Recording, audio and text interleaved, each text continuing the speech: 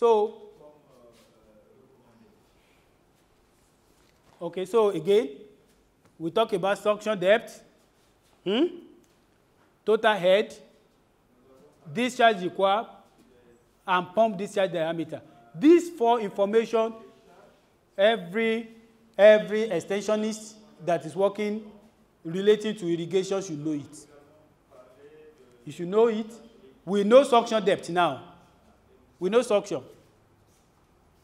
The distance between the pump mouth where it's drawing water and the surface of the water. For most of these surface pump, it should not exceed 6 meters. Total head is what we calculated. Elevation head, pump to surface water, what is the distance? Suction head, where pump is sucking from, what is the distance? The height to which you are pumping, is it 5 meters? Is it 9 meters? The operation of the pump, sprinkler. If it's drip, doesn't need big pressure. Maybe 1 bar, 10 meters. When you add all that, you get total head. Discharge required. What's the discharge required in your field? That includes estimating the quantity of water you need.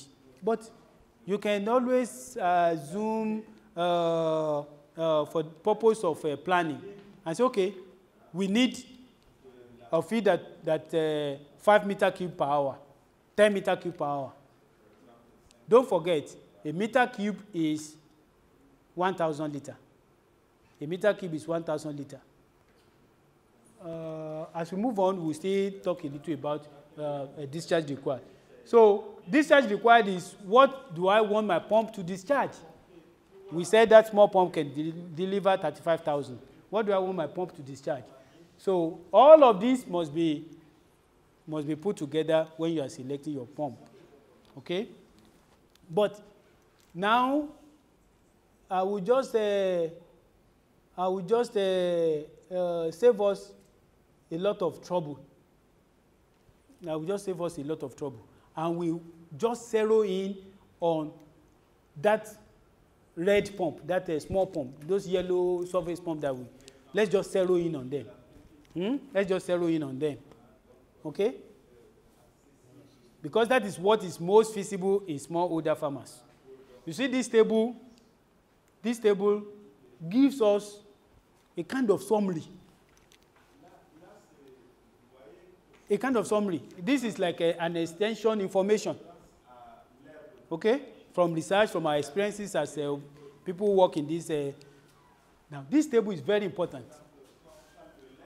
If a farmer has his area, the area he wants to irrigate, it is not more than half an hectare.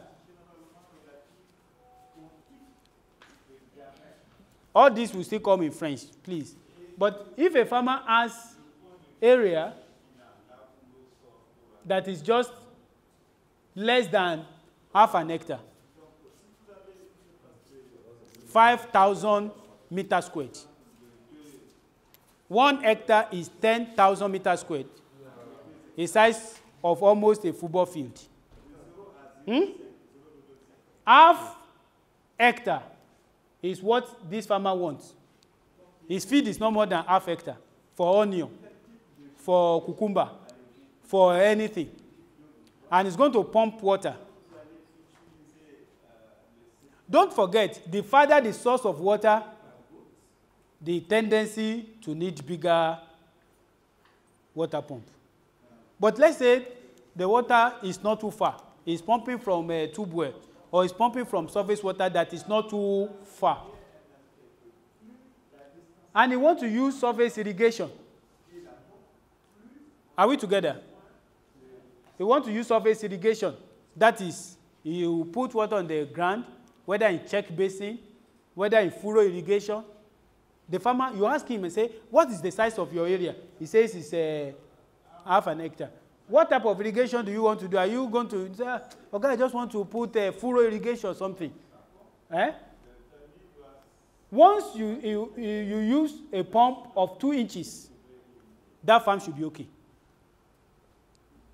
Just say, okay, go and buy 2 inches pump. You'll be fine. Except if where he's getting water from is miles away. If it's just within his farm environment, 2 inches pump. This 2 inches pump is the diameter. I've shown us what the diameter is. The diameter, the discharge diameter. Just say, okay, get 2 inches pump. You do well in your farm. But if he says, oh, I'm going to be doing sprinkler, for him to cover half an hectare, he may need to get 3 inches pump. Are we together? He may need to get up to 3 inches pump. If it is drip irrigation, you know drip. Drip is you put water up and or you even pump directly, water is coming. Is low pressure irrigation. 2 inches, 1 or 2 inches pump is okay. So forget about the calculation. All those some, forget about it. Just understand this table. Okay? Now, if a farmer says, no, last year I did up half an hectare, but this year I want to irrigate up to 1 hectare. He will need, if his water source is very close and he's able to block and partition his farm, he's able to partition his farm to small units, he may work with 2 inches pump. But if his water source is a bit far, and this, my friend, wants to irrigate up to 1 hectare, he cannot need anything less than 3 inches pump.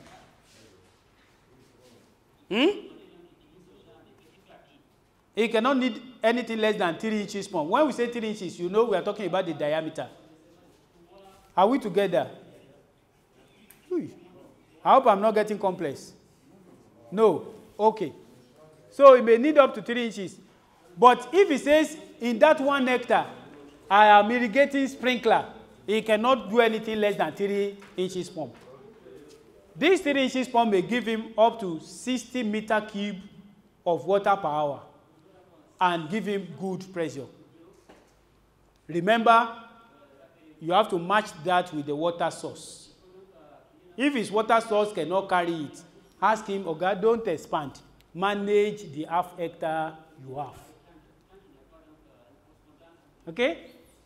So, but if it's drip irrigation that he will want to do with, within 1 hectare and is going to pump from surface water, then he cannot have anything less than 2 inches pump.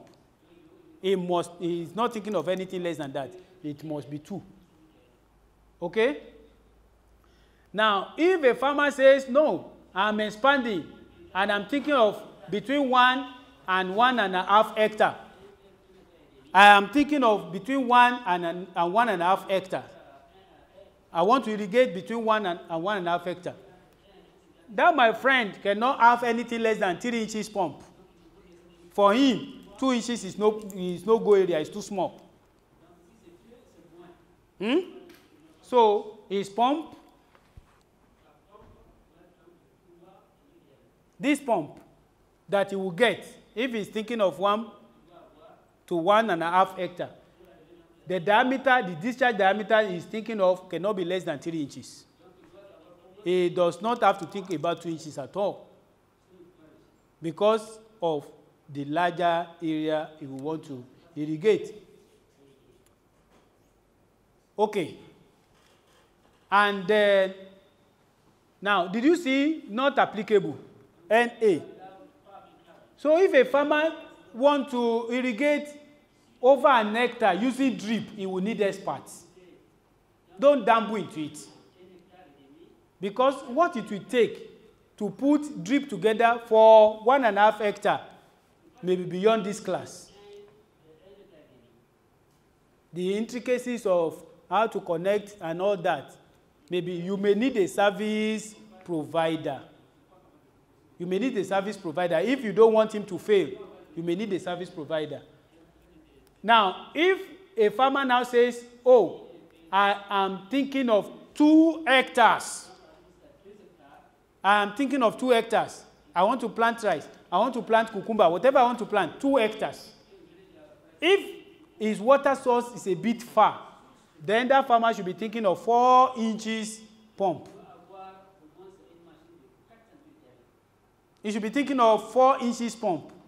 if his water source is a bit close and he can partition his farm into small blocks, partition his farm into small blocks. If he irrigate this side today, he will irrigate that side tomorrow, he will irrigate this side day after, and come back again and schedule his field. Then probably he can think of 3 inches. But a farmer that is thinking of 2 hectares to lift water from surface irrigation should be thinking of 4 inches pump. I have factored in all those calculations into this table. So if you understand this table, if a farmer comes to us, or we are doing promotion, we are doing extension, and the farmer says, oh, I'm even thinking of this expansion, and I have this pump, you will say, Oga, if you want to expand, though, you will need another type of pump.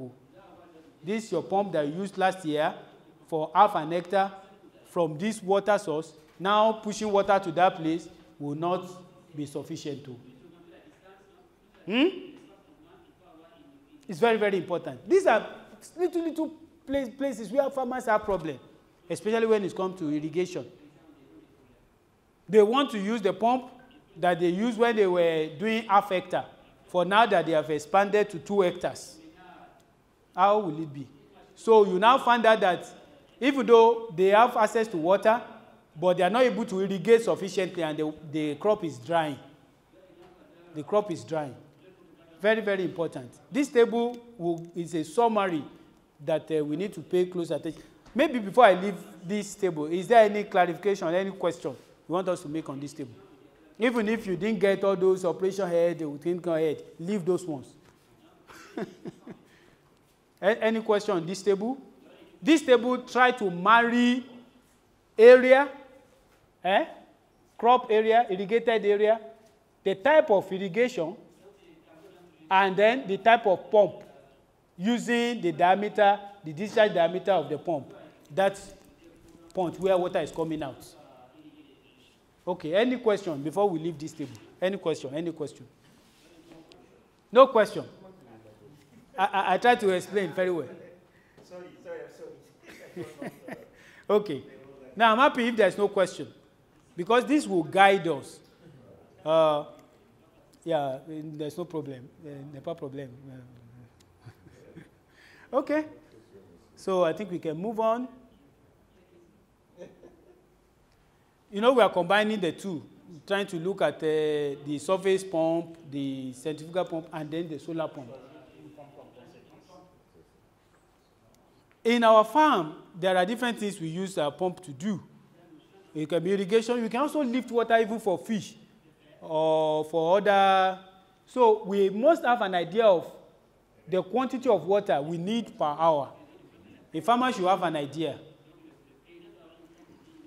If it's irrigating a farm, you should have an idea. If it doesn't have an idea, we can fall back to that table. But it's always good to have an idea. What quantity of water do I want to use? 5 meter cube, 10 meter cube. The bigger, the likelihood of a bigger pump. The bigger the quantity of water, the likelihood of a bigger pump. Okay? So if you are considering solar pump, these are the things you should look at. You must look at the discharge. Solar pumps, you know, the pump that uses solar energy, you must look at the discharge. Now, if it's a submersible pump, unlike the other one we are considering, there's no problem of suction because we are dipping the pump inside the water. So, and for most solar pump, it's submersible, kind of, you know. You could have centrifugal also with very low suction. So total head, I have discussed this total head. All of these must be considered. But please take note of this statement. When you are dealing with small, older farmers, considering solar pump, take note. Turnkey is easier, plug and operate. If you are dealing with small, older farmers, farmer-led, you know, half hectare, 1 hectare farmer, try and look for solar pump that you won't be complicated. You won't begin to deal with connecting this, connecting that. Those ones you go to the market and you pick. and you use. It's better. And I've given an example of them. Those yellow Lawrence pump, kickstart pump, you know, they are there. But their capacity is low. Their capacity is essentially for smallholder. When it is bigger than that, you may likely need experts. You may likely need a service provider. You know, we are looking at our farmers. They may not be able to hire an expert to come and do it. So if they are able to buy those half horsepower pump, 2 horsepower maximum DC solar pump, please take note of this. If you get to where they sell pump for farmers, you most likely will have this description. You can say, I just want within less than 2 horsepower DC pump that I can use as solar pump. If they have, they will tell you. We can do solar pump of whatever size you want, but will it be affordable? Will the farmer be able to use it? Will it not be so complex? So let us look at something within this range. Anytime, you know, that's what we have written. Bigger capacity solar pump, greater than 2 horsepower, will request a service provider. Bigger capacity solar pump, when it is greater than 2 horsepower, will request a service provider. Request a service provider, and we don't want to get things too complex for smallholder farmers. Okay, these are areas that we know so well. Setting up your motorized pump, we all do it. You have your pump. Make sure that you locate your water source, your river, your stream. Locate your water source, your river, your stream. Okay, ensure that the depth is possible. The suction is not too far.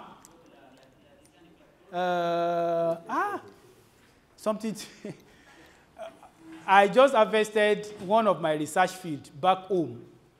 And we were pumping from a small earth dam. But we planted 7th of January. The water in a pond was still very close by. It was at the bank. But as at last week when we were harvesting, we had needed to move the pump, adding to our pipeline, adding to our pipe, almost 10 meters into the small dam to be able to get water. Why? Evaporation, dry season is taking water. So I had to keep extending. So we must ensure that the depth, you are able to access the water source. You are able to get to the water source before you put in your pump. So ensure that the base of your pump does not exceed 6 meters. The elevation, rather, does not exceed 6 meters. So for the pump to be able to suck. Measure the distance from the pump. I mean, these are very simple, straightforward instructions. We do it already, just for us to know it, so that when farmers come, we are able to encourage them better. Now, you have to decide if you will make the installation a permanent or temporary. Is it safe to put your pump where you want to put it? We have had incidences of pump theft. You put your pump, you come back the second day, somebody has taken it away. So it could be a problem. Imagine your field is flowering and somebody stole away your pump. You see, that's a crisis. So before you gather money to buy another pump, you have lost some yield. So you have to ensure that your pump is safe. If it's not safe, you may have the trouble of carrying your pump on your motorbike. Tell the farmer, Oga, don't leave that pump there. Don't leave it there. You know, you have to be sure that your pump is safe. Now, also consider the season. Maybe you are doing supplementary irrigation. You are doing supplementary irrigation, it's the rainy season. Are you going to cover your pump? Why are you going to protect it? That if it rains, water will not enter into your pump and destroy it. All of those things, they look simple, but these are things that cause crisis with smallholder irrigation. Now, also ensure a firm base. You know, when the pump is working, it vibrates. Ensure a good base. You can damp, you can reduce the vibration by putting it on a used tire. No, use it on the used tire. Now, connection. Make sure that the connection is very good. For the type of pump we are talking about, if the suction is not properly linked and is seeping, you know, it may be very difficult to suck water in. If you want to use your straw, usually you don't allow air to come out from your mouth, isn't it? That's the way it is. When you want to use your pump, you have to make sure that the suction head is tightened well. Sometimes, when farmers are using their pump, they will say it's not lifting water, and it is because that link is not strong. It's leaking, it's catching air. If it's bringing in air, then it will not suck. And you may waste for 10 minutes, 5 minutes, you are just burning foil, but the pump is not lifting water. If you do that consistently and cumulatively within 1 week, you have burned 1 hour on priming.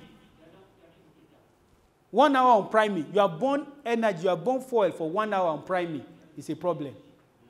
So, if you calculate the foil that you have burned, because your pump is not lifting water on time, it may become significant.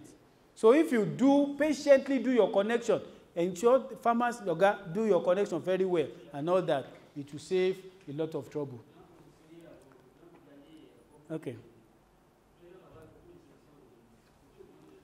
This is a very interesting discussion we should have had. Please, in the curriculum, you see part where we ask discussion. And that discussion is about energy. Energy costs. Energy costs. Cost of foil, cost of as against solar power. You know, because sometimes our farmers will say, oh, investing in solar power is very expensive. But they will forget about the daily expenses of maintaining fuel-powered pumps. Yes, it is true. If you use maybe I don't know, let's talk in dollars. Maybe you use $500 to install a solar pump that will be enough for half an hectare. It is true, you may need just 100, 150 to buy the pumps and all the accessories for the same half hectare of land if you are using a fuel-powered pump. But through your operations, through the year and the seasons, you will be buying fuel. There will be wear and tear. There will be all kinds of maintenance that will go into operating your fuel-powered pump. So, as extensionists, we are trying to encourage the use of solar pumping. FAO is trying to push that, GIZ, all of these big guys are trying to push that, and it is reasonable because apart from saving us climate change issues, okay, the operation cost of solar pump is low. The initial cost may be a bit high, but the operation cost is low. In fact, if you get a good pump, the pump is just there. You don't have anything to bother with. Except in dry season, you may just wash your panel, and that's fine.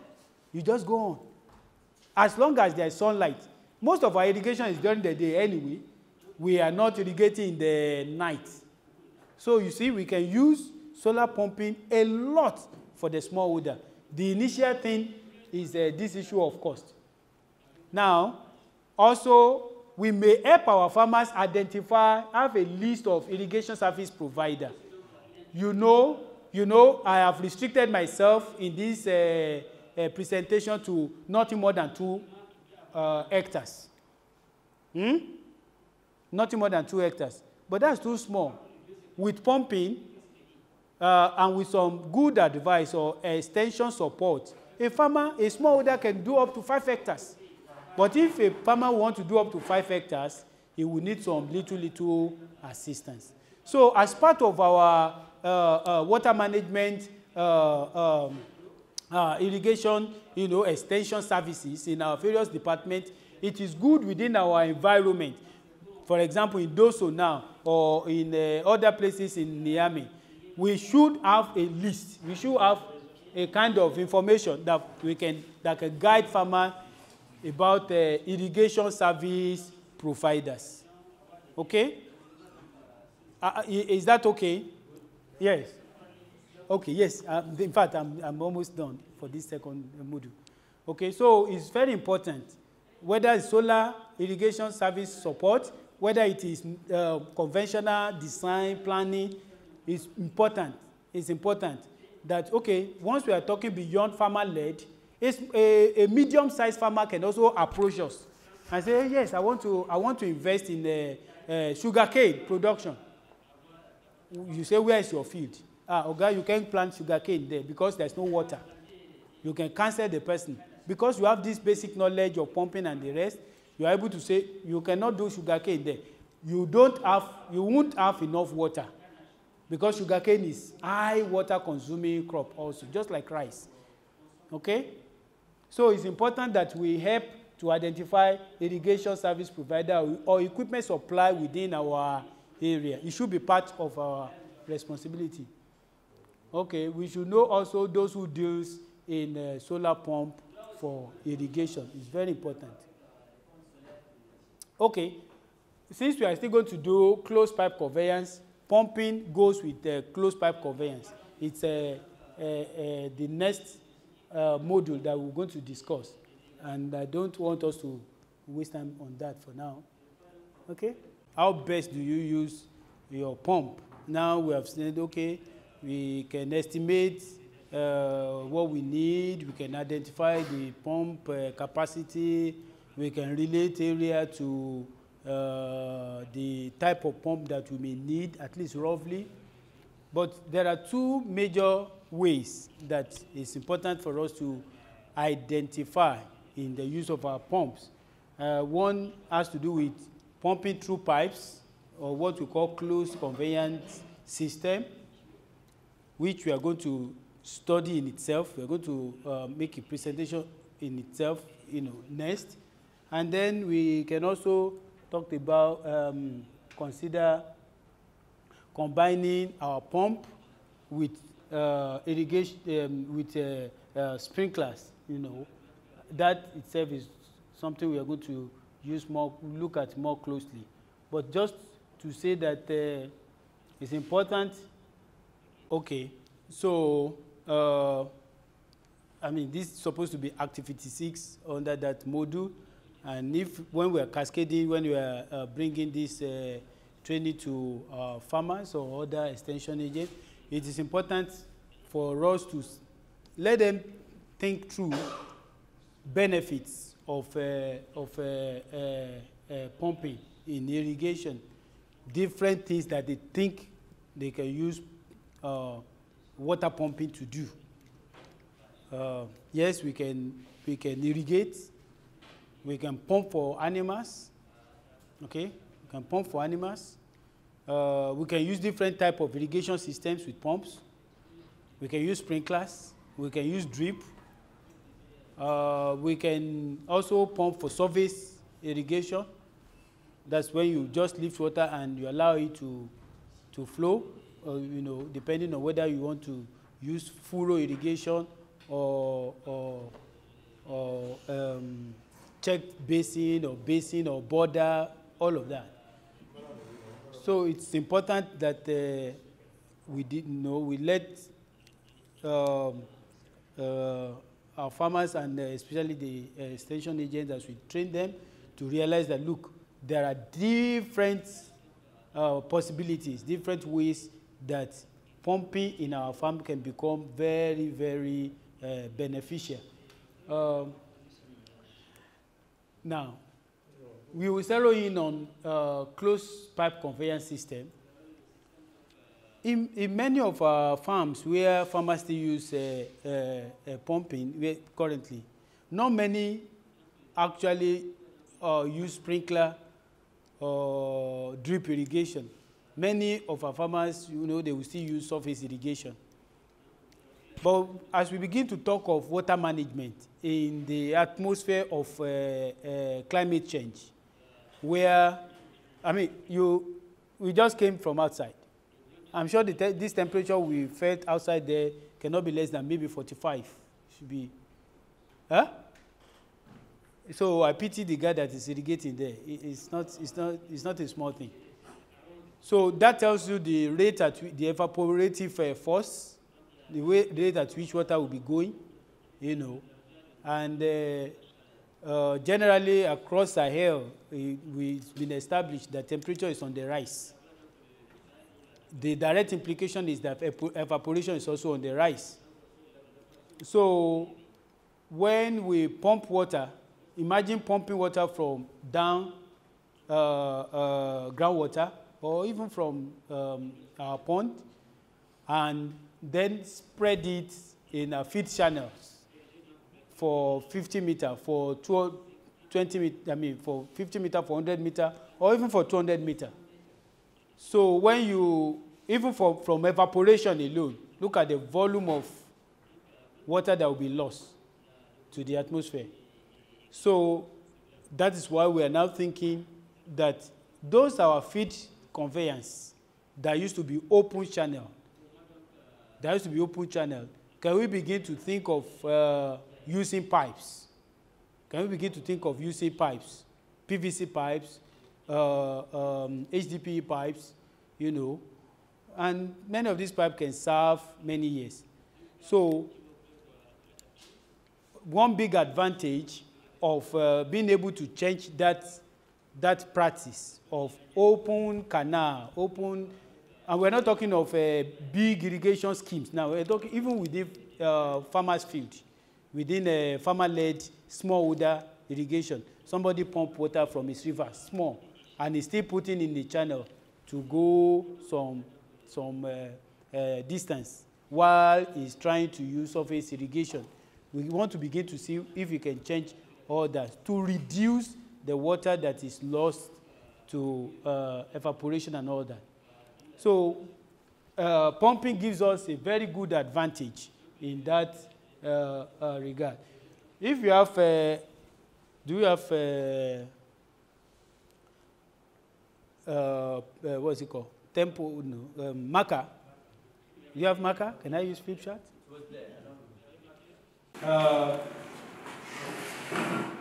When it comes to pumping, we have to, maybe the water source is somewhere here. We have a pump. Huh?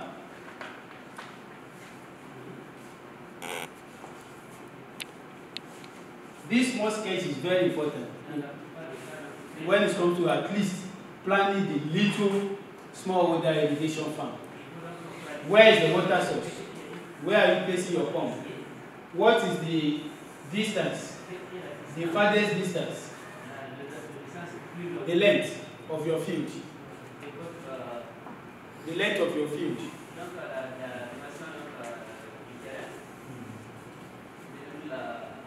Whether you say this is L1, L2, or you say it's breadth, whatever you call it. Okay? A farmer should be able to do this small sketch and say if I pump water, if I lay my pipe here, okay, if I lay my pipe here, can I have hydrant? Hydrant. From where I can connect hose or whatever to irrigate. So these are advantages that we have with irrigation pumping. So we can take water from here and go this way. So a farmer should be able, or we as extension agents should be able to assist farmer in a simple layout, bearing in mind our pump that he needs for his work. Should be able to help him do that small layout. Okay, we don't have to, if it is 1 acre, 1 hectare, we should be able to have an idea of what how the farm looks like and see where we will begin to lay our conveyance system to bring in the water. If a farmer plants surface irrigation, that is bringing water in and allowed to flow in through gravity, then the relief, the elevation of the field, maybe the lowest point, the highest point, all those small, I mean, once you go out there, you know this is a flat field, but you get to some fields, you actually can say, oh, this is the top place, and this is the lowest point. So you'll be able to help farmers when you are pumping, you are pumping from the lowest to the highest point, so that water will go that side, come this side, come the other side by gravity. But if you are not going to depend on gravity, the laying of your conveyance system, the main line, maybe this will be your main line. You can have some main lines. And when we come to conveyance system, we'll break that down further. But what we're simply saying is that one big advantage of pumping is that you can actually plan your field with pipes or with whatever conveyance system that will facilitate the irrigation of the field itself in a more neater way. You know, if you are using ordinary hand to create channels, it's a lot of work, building channels all around your field. But with a pump, you are able to combine, instead of pumping out, you are able to combine pipes with your pump and lay it into your field. That's one consideration, that's one major advantage, major consideration. We don't have enough time, we will have done some this sketch and break it down further.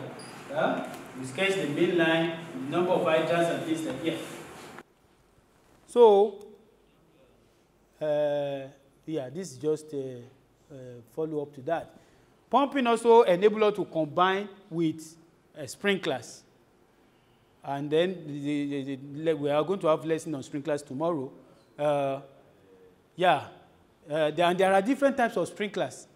But most sprinklers, nearly any type of sprinkler you talk about, will need some form of pressure.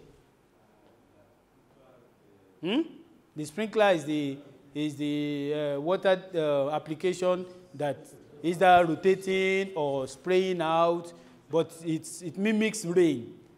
Okay? So every sprinkler, nearly every sprinkler needs some form of pressure. If a farmer does not have a pump, he is confined to using surface irrigation. Okay? So it enables us to use sprinklers. The sprinklers can be related to hydrants, the pond or the pipe where you take water from. Okay? So the few things that you'll find here, hydrants could be used with sprinklers. We will see what hydrants mean when we quickly do conveyance, the module on conveyance, pipe conveyance system. So just to say that one of the reasons why our farmers are not able to use a more efficient irrigation practices, 1 minute. One of the reasons why they are not able to use more efficient irrigation practices like sprinklers or like drip is because they are not always thinking of pumping. If they have enough water, they're thinking of investing a little more in pumps, then they can put in some more efficient irrigation practices, you know, even within the small older systems. Yes. So I want to know the pressure that you are talking about depends on what? Yeah, please continue. I said having good pressure to let the sprinkler work very well depends on what? Okay. And of different capacities, and of different designs, and for different purposes. From the smallest plastic lawn sprinklers that we can put there instead of that our brother walking in the sun, we can actually put a small sprinkler there that will be doing what it's doing. But for that sprinkler to do what it's doing, there must be a small pump somewhere to give it that small pressure. So it depends on the wetted perimeter, the design of the sprinkler itself. It depends on the hole from where water is coming on that sprinkler.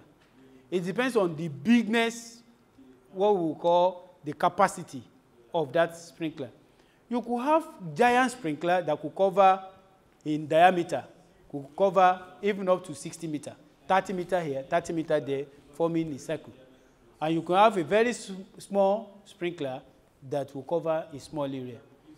The bigger the area the sprinkler to cover, in other words, the water it will throw, the more pressure it will need. You could have sprinkler that needs barely 1 bar of pressure, and you could have sprinkler that needs up to 4 bar of pressure to work. Okay?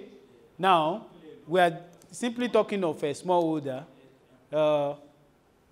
We may not be talking of very huge pressure, but even with 1 gun sprinkler, 1 gun sprinkler that could do a wetted perimeter, that is an area that could cover an area of like maybe up to 50 meters, 25, or 60 meters, you will still need, maybe 4 bar, 5 bar of pressure. And tomorrow, sprinkler is one of the things we're going to be looking at also. But what we simply say is that using pump, even this 5.5 horsepower, 6 horsepower, or maximum 10 horsepower pump, like we have discussed with that table, can enable us to introduce some other small technologies. Imagine if you put a sprinkler there. That, my brother, will not have to stay in this sun. Where will he be? He will be somewhere under the shed, monitoring what is going on, with the pump working. Okay? One of the reasons why youths don't want to do the kind of agriculture that we are doing is because we are still doing exactly what our forefathers are doing. We still carry water, we still do dugouts. Somebody went to school, study agronomy, study general agric, study agric engineering. He would not want to be doing all those, hey, who. So these are technologies that could help. The challenge is we look at the initial investment. But that is where support of NGOs, support of government, cooperative society, farmer associations, pulling money together at the farmers level, that is where these things comes in. And we can help in galvanizing that. So pumping enables us to use modern technology that enable us to improve on our conveyance, and we won't have to be using the feed channel to convey water, even within surface irrigation. And you are going to see examples of what I mean as we move to the next module. Okay, maintenance of water lifting and solar pumps.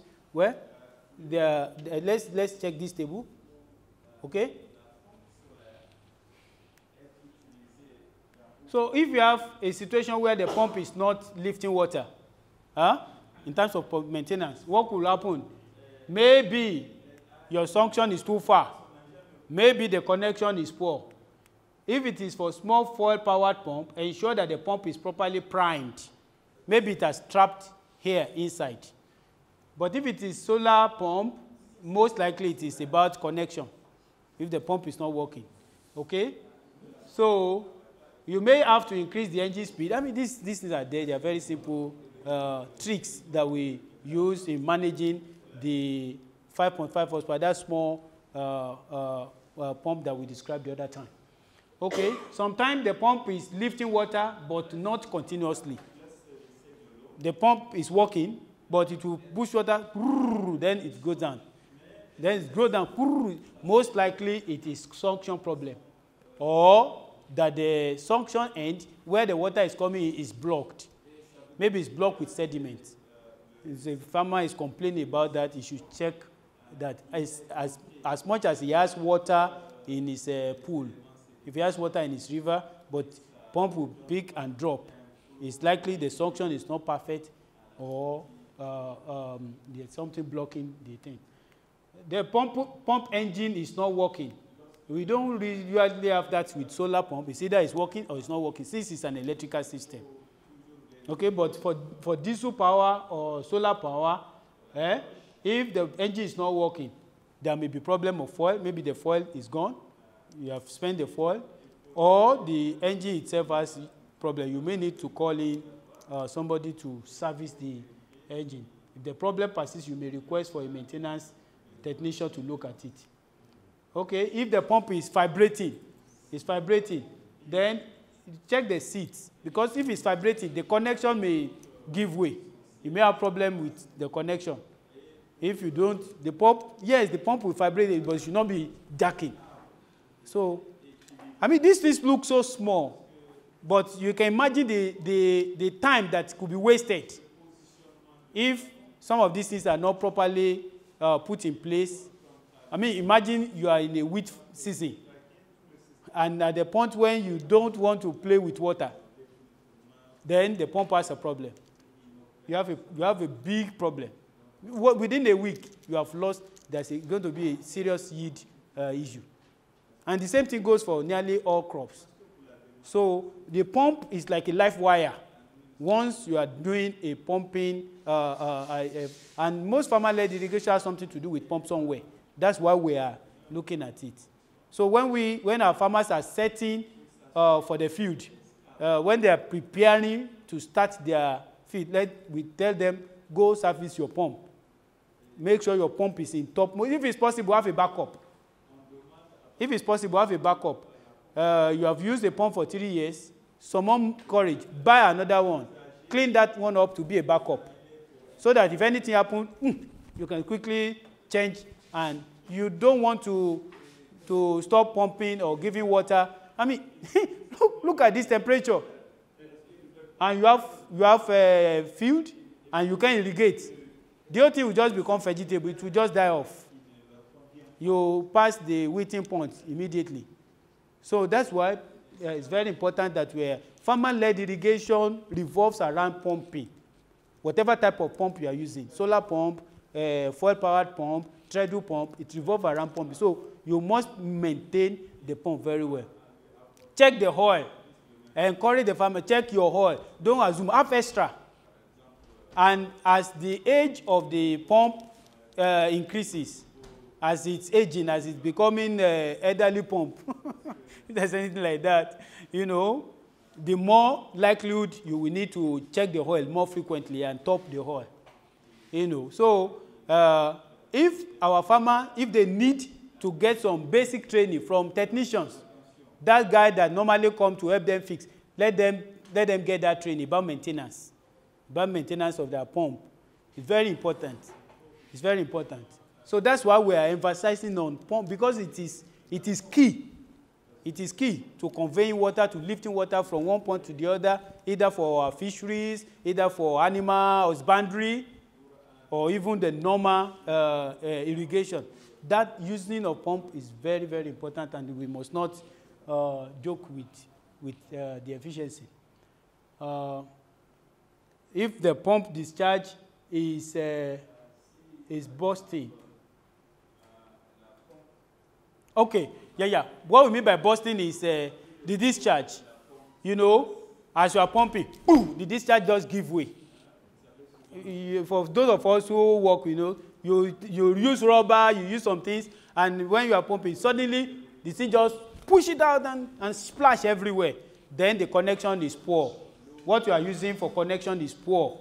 You see, you have to encourage, because those things are man-hour. Those things are time.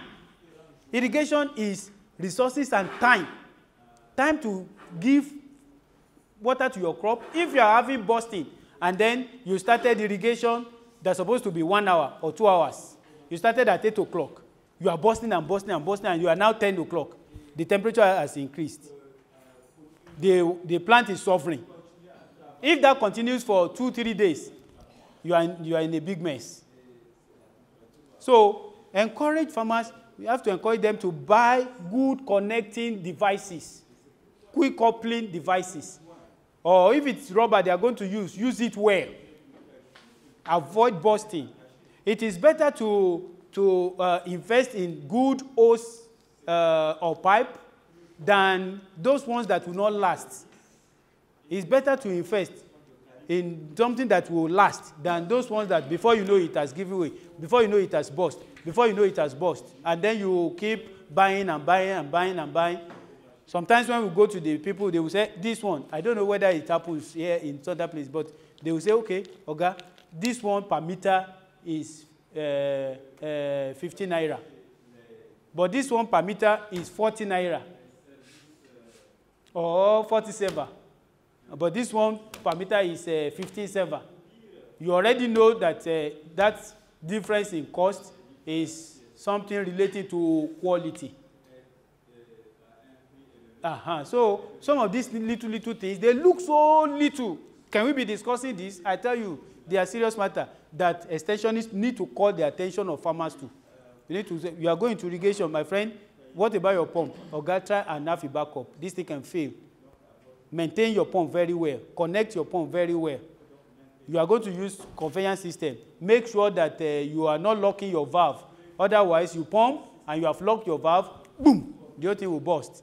If it bursts, if you are not able to quickly fix it yourself, you are waiting for somebody that is coming from 20 kilometers or 30 kilometers. It may be in another person's field. Before he comes, your field is already drying. All those small things are very critical. That is why when you go to irrigation scheme that has to do with pumping, you will never see one pump. You will see 3 pumps. They are all pumping to the same line. But if this one fails, they will put on this. If this one fails, they will put on this. This one may have a major repair. They have something they are using while they are repairing this. Because crop is living organism. It will not wait for anybody. You don't give it water. You don't give it what you need to give it. Before your eyes, it will begin to die. Is that okay? Good. All right. I think that's your operation. I think we have covered much of this. And I think that's that. So this is the end of module 2 that has to do with pump itself. Okay. Is this something good? So I'm sure you never thought that issue of ordinary pump, that's small pump. Is it such a serious matter like this? And I've just reduced it to our level. Pump could be very, very serious matter. A very, very serious matter. You know, for a farmer that is involved in irrigation that has to do with pumping, that is its heart. If he doesn't maintain it or use it very well, you can have a very expensive pump and you are not using it to its capacity. A pump that can give you 2 hectares, you just put it there.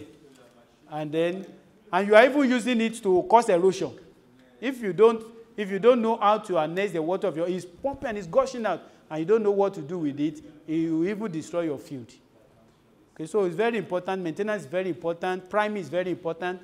We know priming, is the water you put in your centrifugal pump so that you can form a continuum before the pump.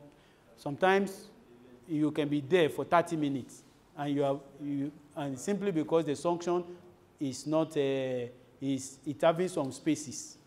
And so here is trapping. Once the air is trapping, the pump will not take off. And you have burned fuel for 30 minutes. So you suddenly, the full tank. And we just put fuel in this tank. Why is the pump consuming fuel? The pump is not that pump is consuming fuel.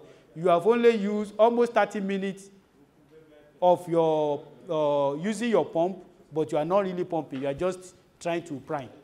And so it's a big issue. Very, very important. Very, very important to match your pump, the capacity, the discharge, which we have identified maybe in inches, to the area it can cover. You have half an acre. You have to think of nothing less than 2 inches pump.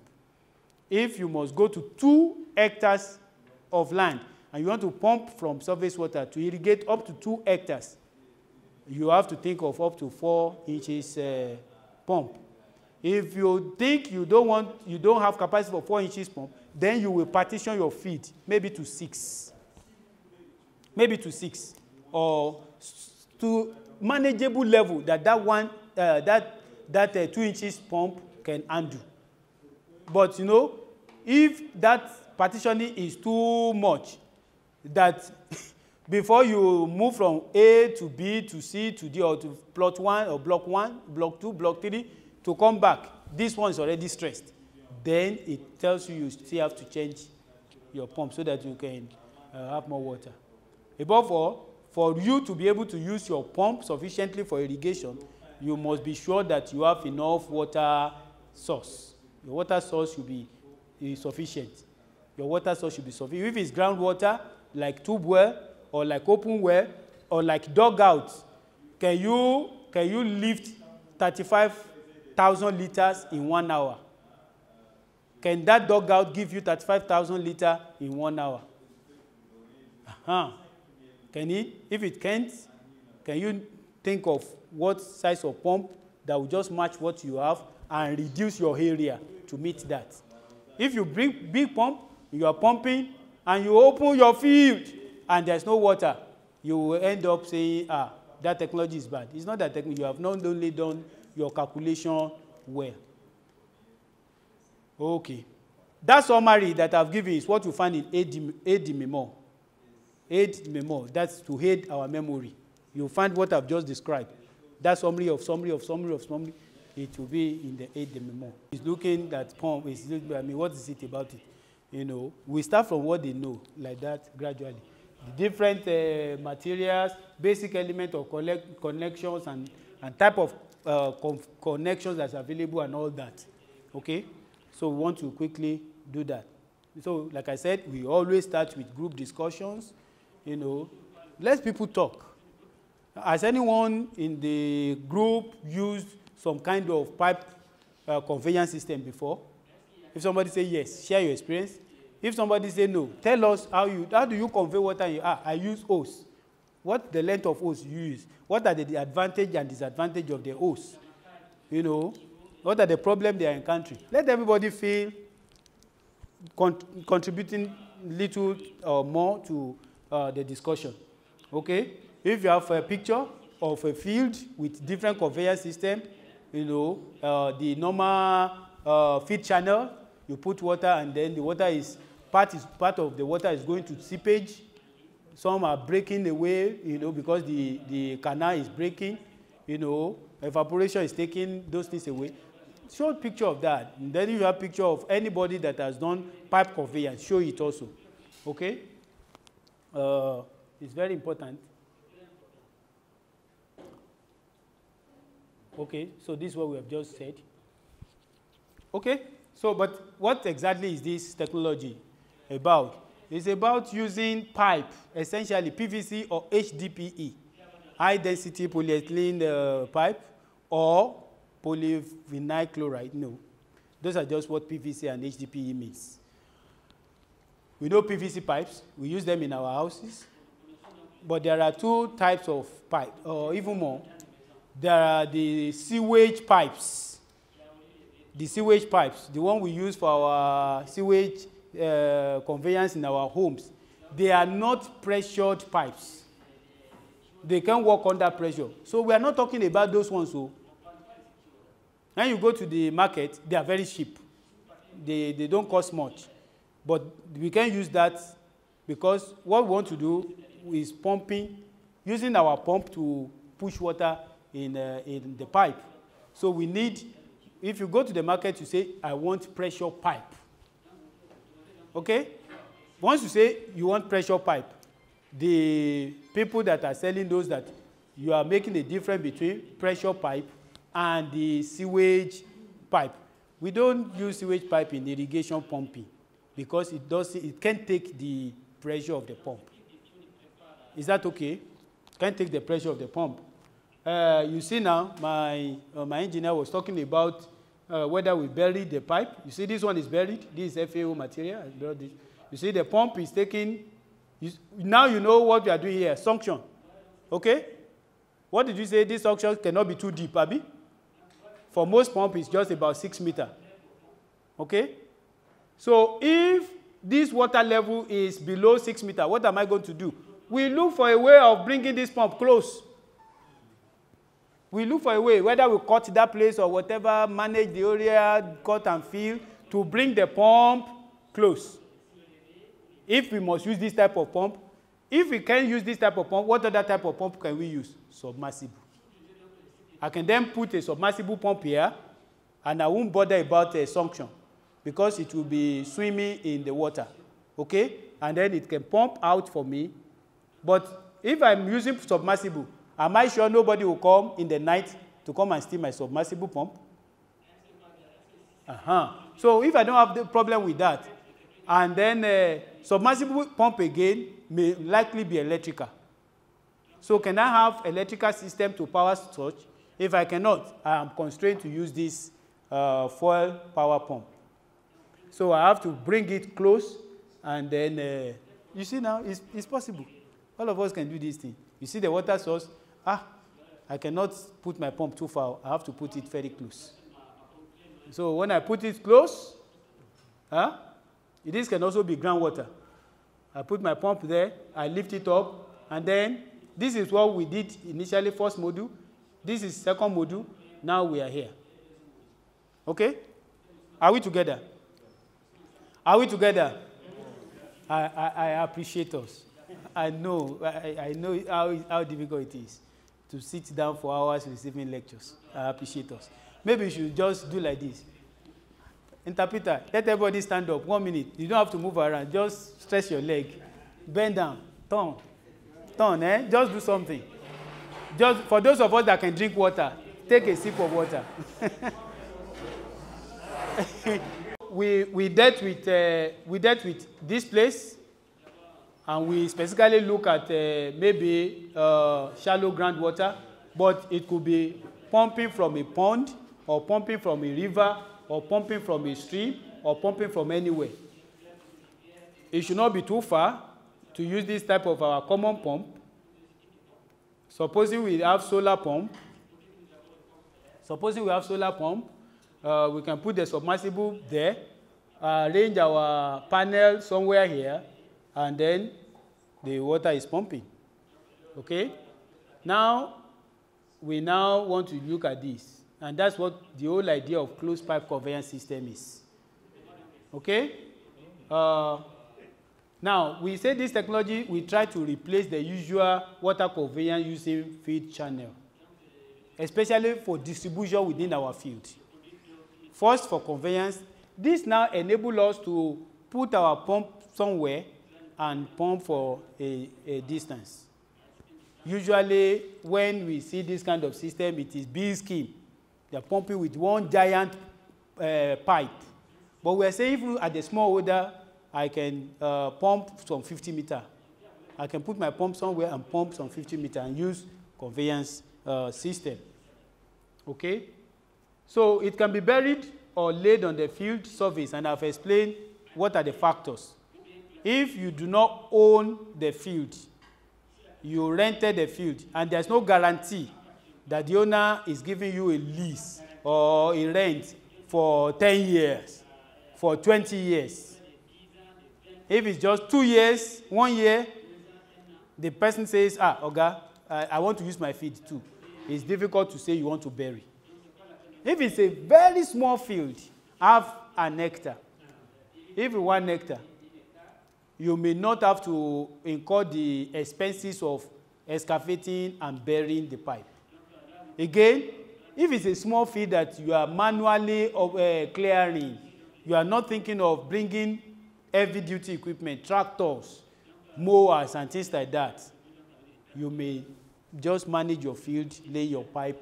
But if you have fund, you have resources, it is advisable, especially the main line, the big pipes, to bury them, because that gives that elongates the life of that pipe.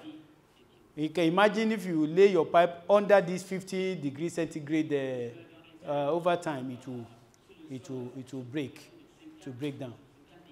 Okay. So you can make your pipe conveyance as you want. Our field now, look at it. I deliberately didn't want to make it fairly rectangular because most fields are not regular shapes. You see, the triangle is not perfect, the rectangle is not perfect, but pipe conveyance system enable you to take advantage of whatever your field configuration, your field landscape may look like, and lay whatever you want to lay. Okay. Now, talking about applicability, yes, it is feasible in different landscapes, where irrigation, whatever they want to use, even for sprinklers, for drip, conveyance system, pipe conveyance system is feasible. Wherever small orders, farmer-led irrigation is possible, water conveyance is key. Just like pumping. Pumping and piping go together. Okay? Yeah, somebody may say, okay, maybe I don't have enough money to actually do pipe conveyance. I want to use hose. You know, flat hose. Yes, but flat hose has its limitation. Once you put water in them, it's difficult to carry them. And then it's difficult also to create hydrants. Hydrants are ponds. Okay, just before we leave that, this is hydrant. This is like an hydrant. Okay, ponds on your pipeline where you either branch out into a sub-main or you are able to connect an application device, you know, sprinkler or whatever, or whatever you want to apply. So that point where you're able to tap from your main line or from your irrigation line is called an hydrant. It's called an hydrant. Okay? Okay? Yes. So whether you want to use drip irrigation system, sprinkler irrigation system, or even surface irrigation system, pipe conveyance is fantastic. Let me see if, okay, just for us to have an idea. Okay, talking about moving from feed channel to this. Sister, this is Akamawa. This is Akamawa, and this is wheat. This is one of the result of our TAAT work. Okay? This is what they used to do. Not as perfect, of course, this is demonstration. This is our own, we did this, but you can see, I'm sure you don't need anybody to tell you that there is reduction in losses here. Okay? Eh? Yes, ma'am. These pipes. This pipe didn't cross, is just to lead water into this small business. Yeah, so when they found, and this is youth, so much youth friendly. When we introduce this, they don't have anything to do. They just put from tube well. Okay, the water source is tube well in this one. Okay, connect it to tube well, and then playing with valves, normal valves, ball valves.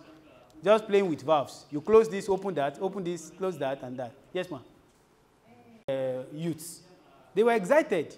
Those who used to dress all this channel, you know, when they are irrigating, you see them with the small hole. They are the one leading where the water will go. They stayed there. When they start irrigating, they are there till 4 o'clock. Stress. And if you can't do it by yourself, then you pay some people to do it for you.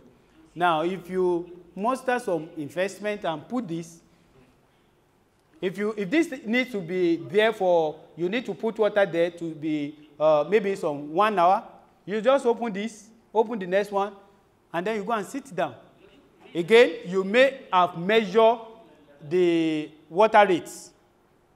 Okay? We talked about measuring the water rate the other time. Measure the water rate to be sure, okay, I want 2 liters per second of water to be coming here, and let it continue for 30 minutes. Or let it continue for 1 hour. You do that, you go and sit somewhere. You may even sleep a little. Eh? And you don't need many people. 1, 2 people, once you install all of this, will be irrigating. Okay? So, that's what we mean by closed conveyance system. Okay? Yeah. I mean, my figure, what I quoted was even not appropriate. You see? It reduces water conveyance losses, evaporation, percolation, and all the related losses by up to 40%.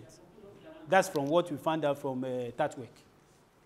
You know, we use this to grow rice and wheat.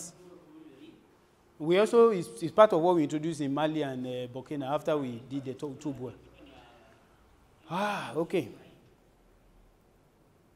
Other advantages are there: improve water use efficiency, water productivity, wells suitable in vegetable irrigation and other crops. Also in seedling production, it's very adaptable to Many times. Agro-pastoralists can also use this system, you know, in their own case. Once you put the conveyance, the hydrant becomes the point where animal will come and take and drink water. So some of these things also can be used to solve some of the issues we have around, you know, if we use them better. Okay, let's just move on. Okay. Activity 2, different application of closed pipe. Let's just move on. Okay, we can use this closed pipe system for surveys, for sprinkler, or for drip irrigation. I've just given us example of surveys. Okay, low pressure, the pressure that is driving the water from the tube well, or that is driving the water from surface pumping is coming in, low pressure, and you open whatever valve you want to open, the water comes out. But again, don't forget, we said if you are thinking of half an hectare,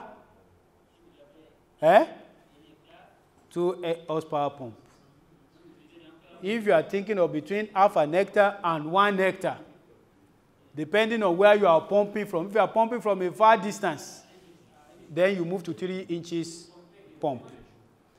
If you are thinking of 1 hectare and where you are pumping from is far, to operate irrigation, not just this system, don't forget, you are thinking of 4 inches pump.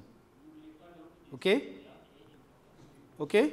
So, somebody will not just think, I have 2 horsepower pump, and you are opening field for wheat or for rice or for onion of such large area.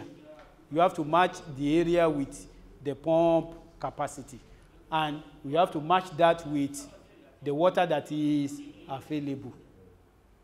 If your water that is available, the source of our water, okay? If the water that is available is such that you cannot put 3 inches pump, so cut down the area so that the water can be judiciously used. It is better to open up half an hectare and successfully irrigate half an hectare and use a small pump than to say, my friend Yakubu is doing 2 hectares. Me too, I have land for 2 hectares. And you don't have water for 2 hectares. Do we understand? So even if it's tube well or whatever source of water, the water that you use, that's what is called irrigation now. Abi? Irrigation is artificial application of water. And so you cannot suddenly open up land beyond the water that is available. Okay, so don't forget, yes, this is nice, but it's a function of available water. It's a function of where the water is coming from and the function of the pump that you need to drive it. Are we together? Okay, so yes. Now we say we can use it for sprinkler. Now, what are the considerations? Again, distance to the field. You need to know the length of your main line, depth of water body, that your feed area to be irrigated, and you need to know the irrigation requirements.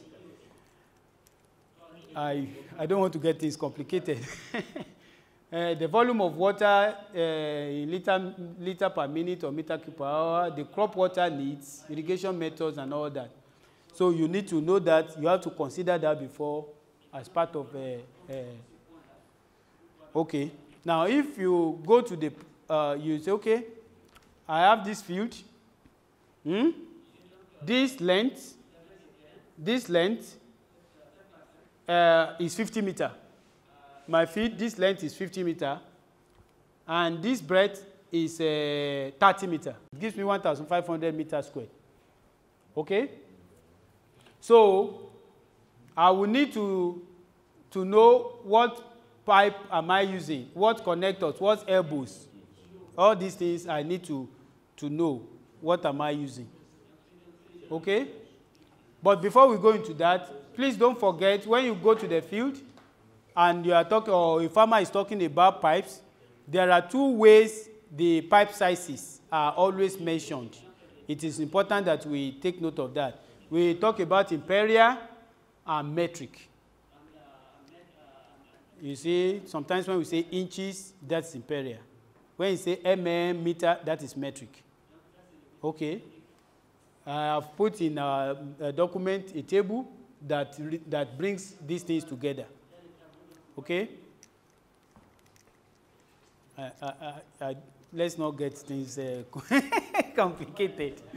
Okay, but I'm saying that so that when you go to the equipment supplier, the pipe seller, you cannot be talking of elbow of one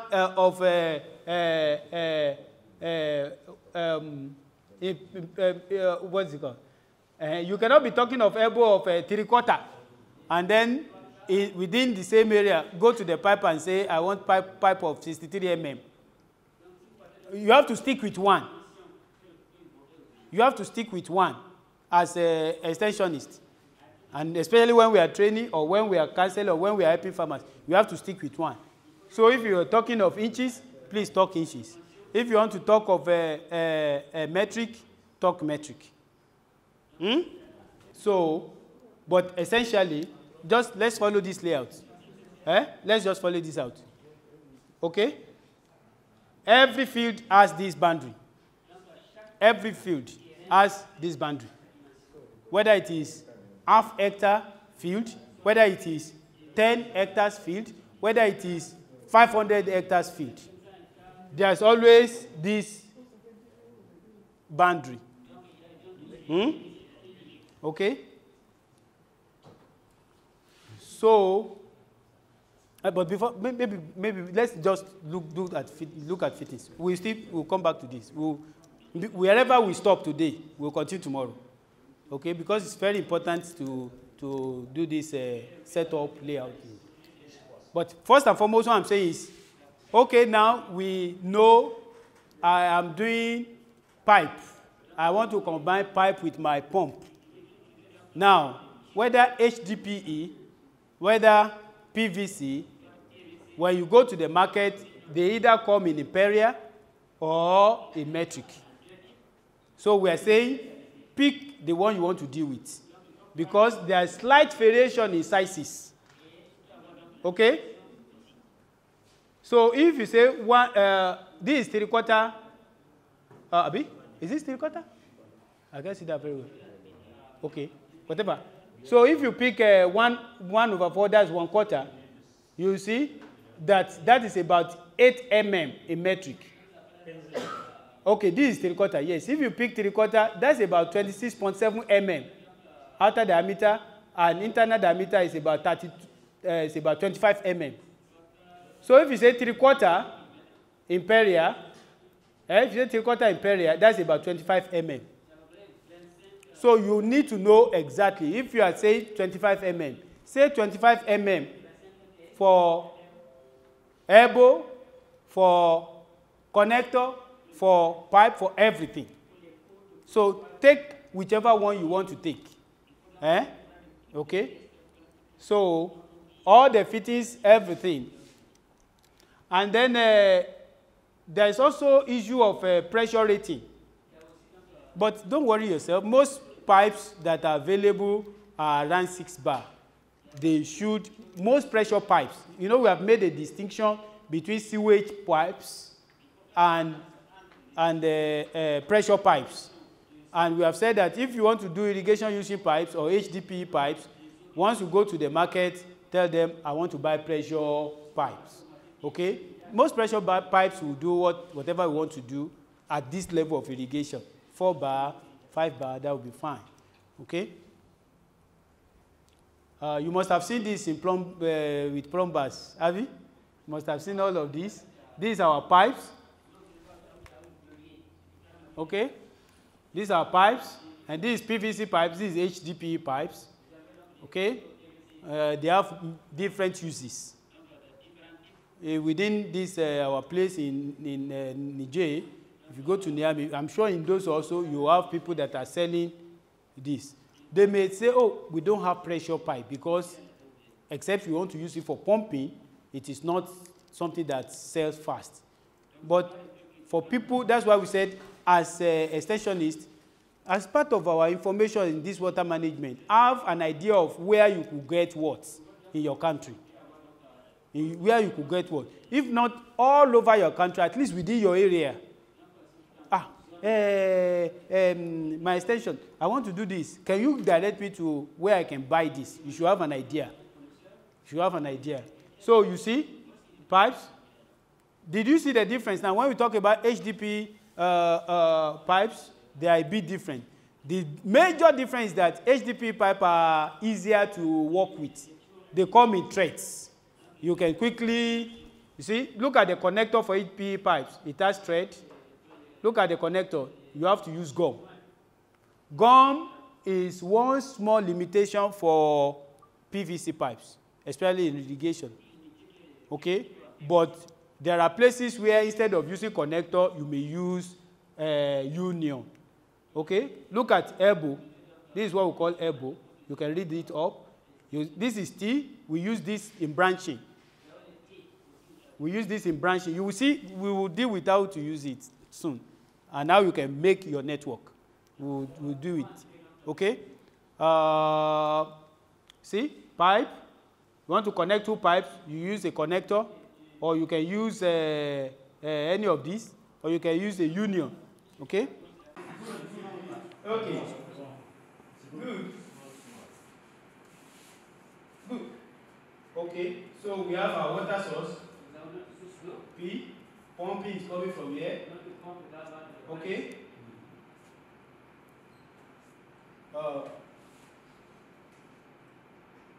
There's no hard and fast rule to, if I decide to pump here and then create my hydrants this way,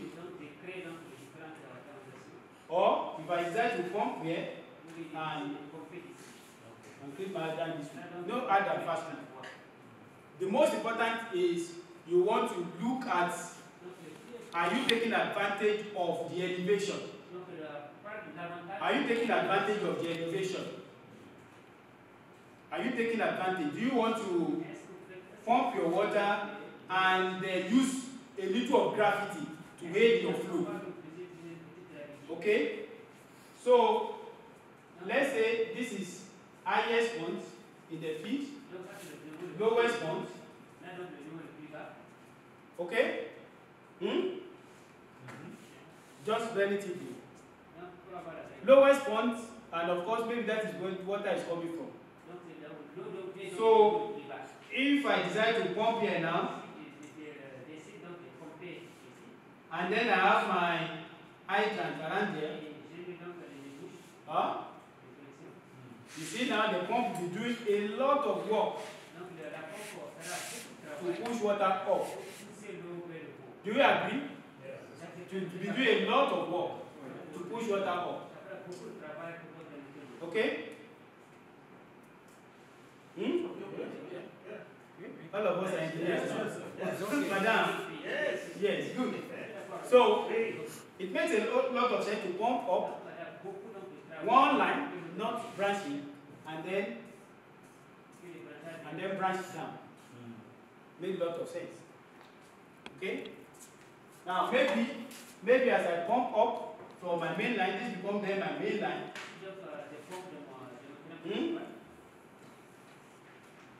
Okay? And then I can have my T here. I can have my T. So there's valve there, either to block or to go into the next block of field. Maybe this then become my first block. I can have second block, I can have third block, and this become my main line. This may go as much as 400 meters. The farther it's going, the bigger the pump must be. The farther it's going, the bigger the pump must be. Okay? So you see T here now. After this T, I can have a union. I can have a union. When I have a union, it then means that I can disconnect this at any time and remove this.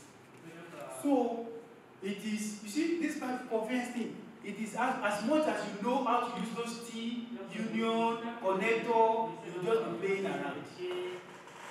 You just be playing around. Okay? As much as you know how to use all those T, here now I put the T. So each of these points now, what we have there, a T comes in here, a T comes in here, and like that. Okay? I'm just trying to be as simple as possible. Okay, so let us leave it at that. We'll do explanation a little more as we move on. Okay, so you see the advantage of how to use T and the rest of them. Okay. Okay, so when I say union, this is union. Right? A union is a simple connector that brings two elements together. This pipe here, and you can just loosen it and separate them. Okay? For HDP, this is how the union look like. For PVC, this is how the union look like. Okay? What you are looking at is used in HDP. It's called saddle. A saddle is another connector. It's a type of connector that you can put on a HDP pipe to branch part of it out. So if you put saddle on the HDP pipe like we're doing, you can put your riser for sprinkler irrigation here. You can just put your riser. That's the pipe that goes that takes on your sprinkler.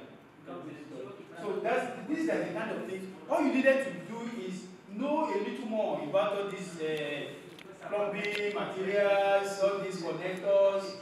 We need to know a little more about them. You can play around a lot about them. And of course, usually at the end of your pipe, you may need to put the end cap. You may need to put the end cap. Okay? That is why it is called closed. Okay? The pressure cooker is able to build up pressure because we close it. We seal the pressure cooker completely, put even that vent, we put a weight until the pressure inside is heavy enough to lift the lid. And then the pressure comes out. Shh. And then once that pressure goes out, what happens in pressure cooker? It goes, because it's weight. Once that pressure is off, it goes again until it comes to a point that you know that what you are cooking there is enough. Okay, so if you don't have that closed system, you cannot build pressure. If you don't have, so that's why you need end cap. But this is a warning. In closed system, once you close your system, once you close the end,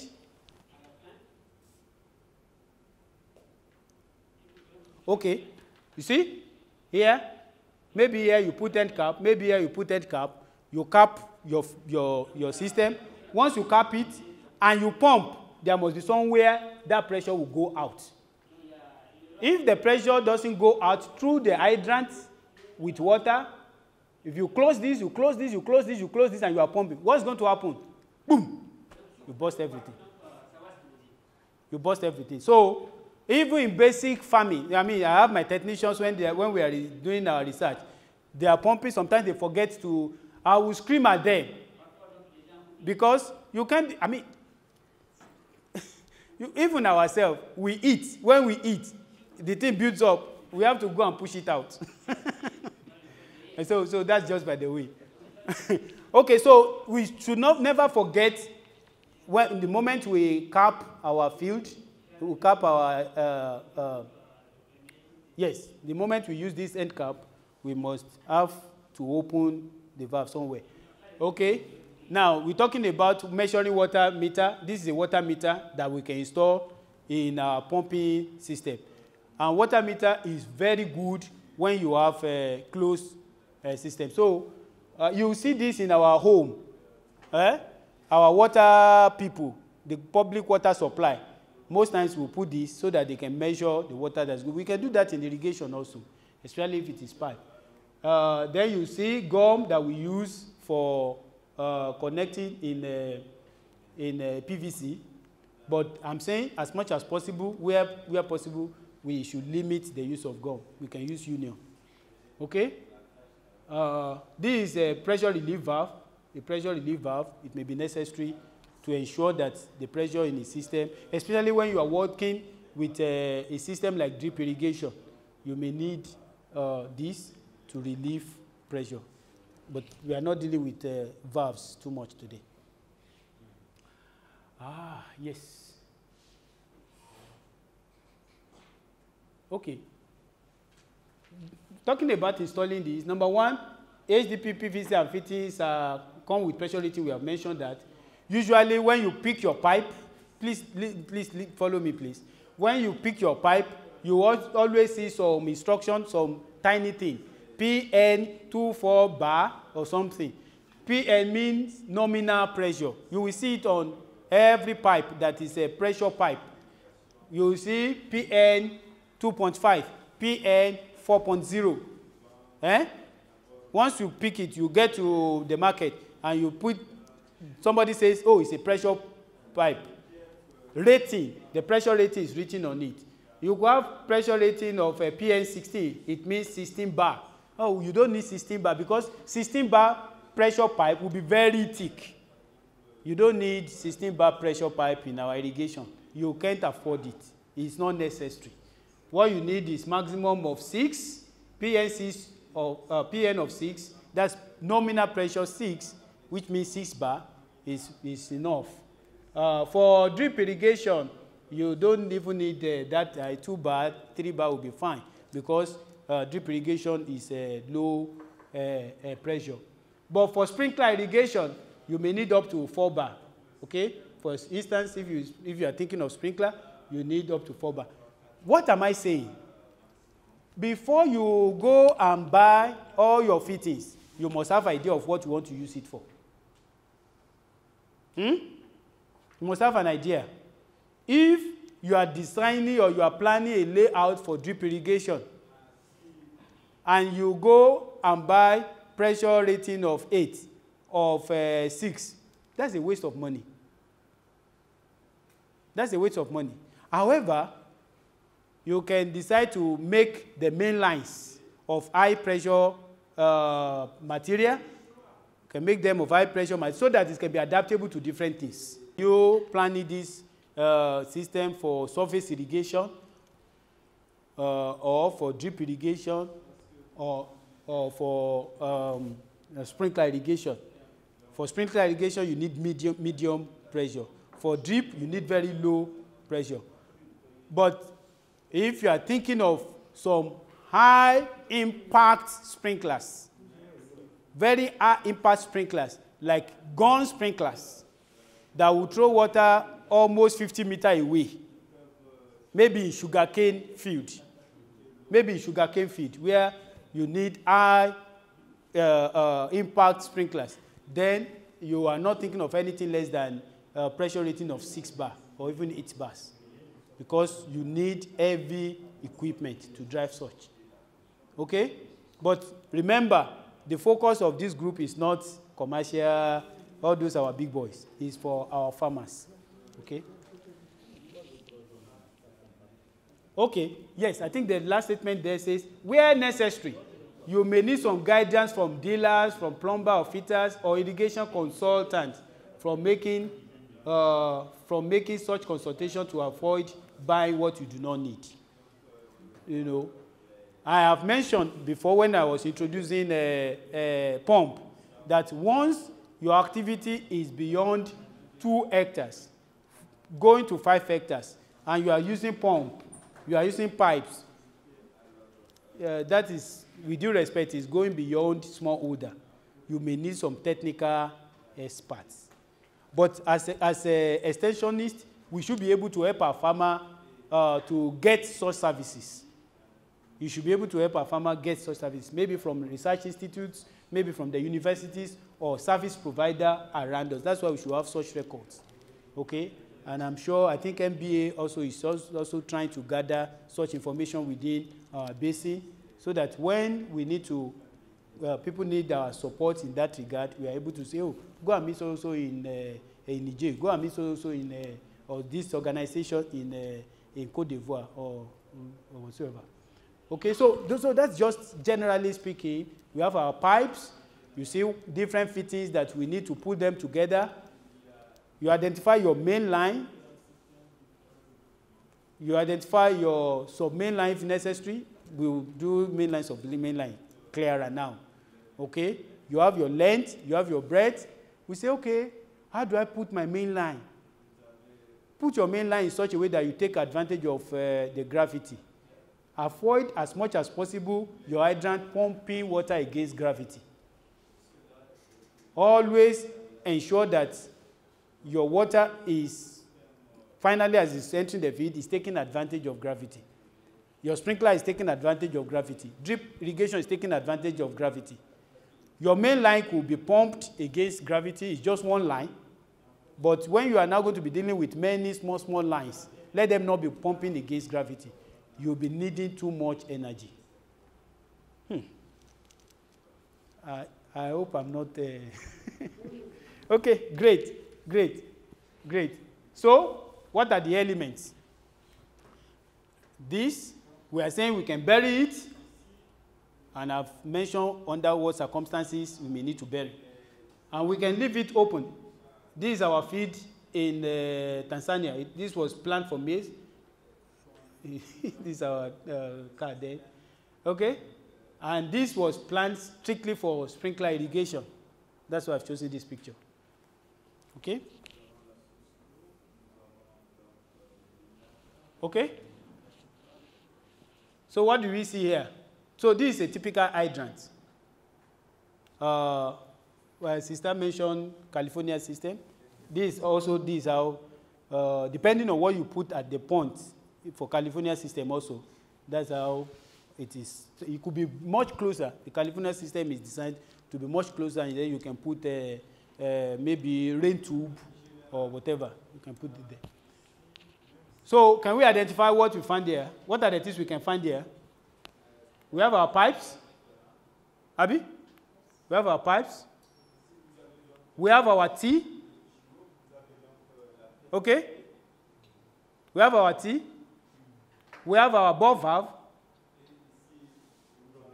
Okay? In between this T and the ball valve, we have our sockets. The sockets enable you to, it's a threaded socket that enable you to connect two elements together. And then finally, you have a connector. So this is ready. I can put another pipe here that goes to my sprinkler. I can put a pipe here that will serve as sub-main for my drip.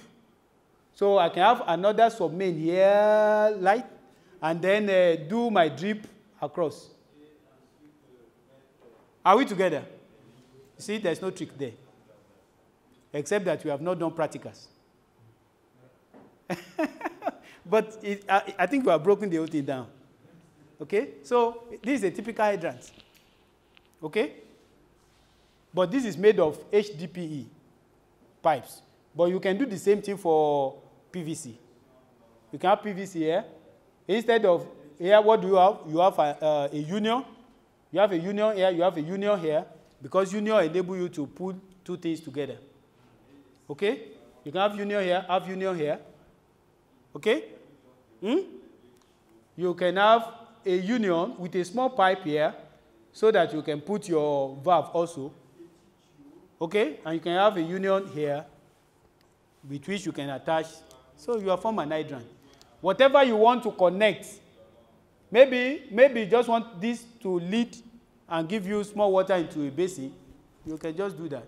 Or you want to connect a pipe for sprinkler, you can do that.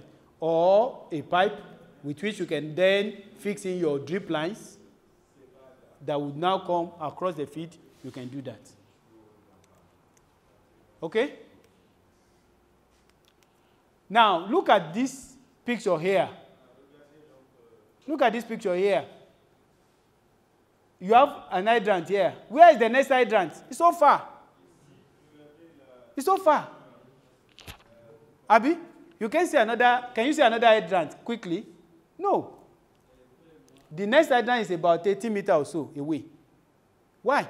Because we want to do sprinkler. And the type of sprinkler we are using, once you put the sprinkler somewhere here, it goes about 9 meters here. The other one there comes about 9 meters, and there is overlap there. So for this field, I don't need another hydrant in between them. But supposing we want to do rain tube, when we deal with sprinkler type tomorrow, okay, all these, the thing I mentioned here will show us. Okay, if we want to do rain tube is spaced either 2 meters or 3 meters apart. So, but when do you need rain tube? Rain tube may not be fit for maize. Rain tube may be fit for vegetables or for nursery. You see? So the kind of equipment that you intend using determines how you space your hydrant. The type of equipment you are planning to use will determine how you space your hydrant. Okay? Is that clear? Is that clear? You want something? I can see you want something? Okay, maybe later. Okay. So that is why for this, because we are looking at conventional sprinkler, the riser for this is about 1.5 meters. And the sprinkler itself that we want to use, I think if I still get it, is that 9 meters or 12 meters. I think it's about 12 meters. The other one with the efficiency of maybe about 60%. So that there will be the overlap can cover. So you don't need the hydrant to be too close to one another. You know, we raised our maize here, it was okay. But it was because of the type of irrigation we want to do. Okay? Okay? Please, let's come back here.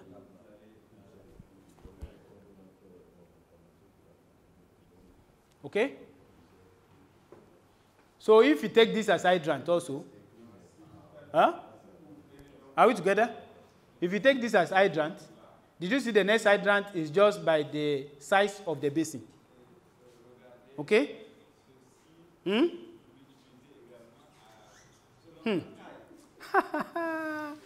Oh. Okay.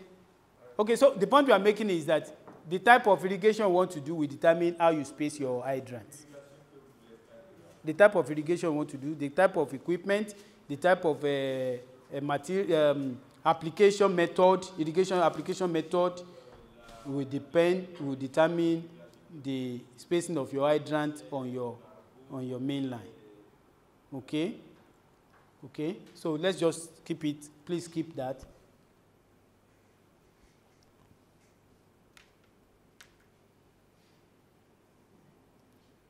Okay. Okay, I think this is where we stop. Now, usually, what I should do next is all of us will now take our, maybe we'll do some small group work. Okay, now, yeah, we should do a small group work here now. Okay? So I will just say, okay, take a paper, do a rough sketch. Just determine your shape, your field, that field outside there, or any field. And then try and sketch what you will consider your main line. Try and sketch what you consider your sub-main line, or how you place your hydrant. Okay?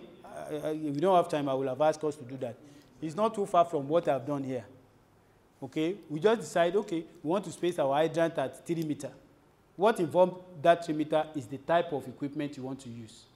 We'll space our hydrant as 4 meters. Okay, so I can then say, if my field, the length of my field is 100 meters, how many 3 meter interval can I get? It's as simple as 100 meters divided by 3. Okay, 100 meters divided by 3 will give me the number of hydrants I'm going to have on 100 meter line. Okay, if I'm spacing my hydrant by 12 meters, like the one I showed us for our maize, if my line is 100 meter, okay, 100 meter by 12 meter or by 10 meter, how many hydrants am I going to get? 10. Do. 10. Is it simple? Okay, so that is it.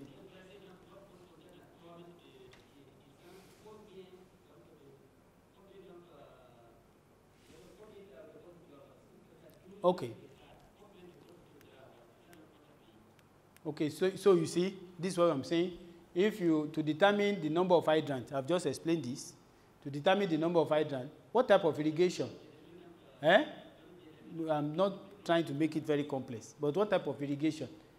Okay, if it's sprinkler or surface irrigation, if it's if it's sprinkler irrigation, what is wetted diameter of your sprinkler? How wide would the sprinkler go? Is it going 12 meter or 18 meter? If it's a rain gun could go 40 meter round.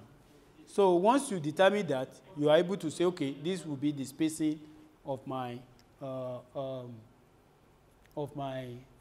hydrant. Okay? Very, very important. Okay. Except that, you know, I'm sorry, but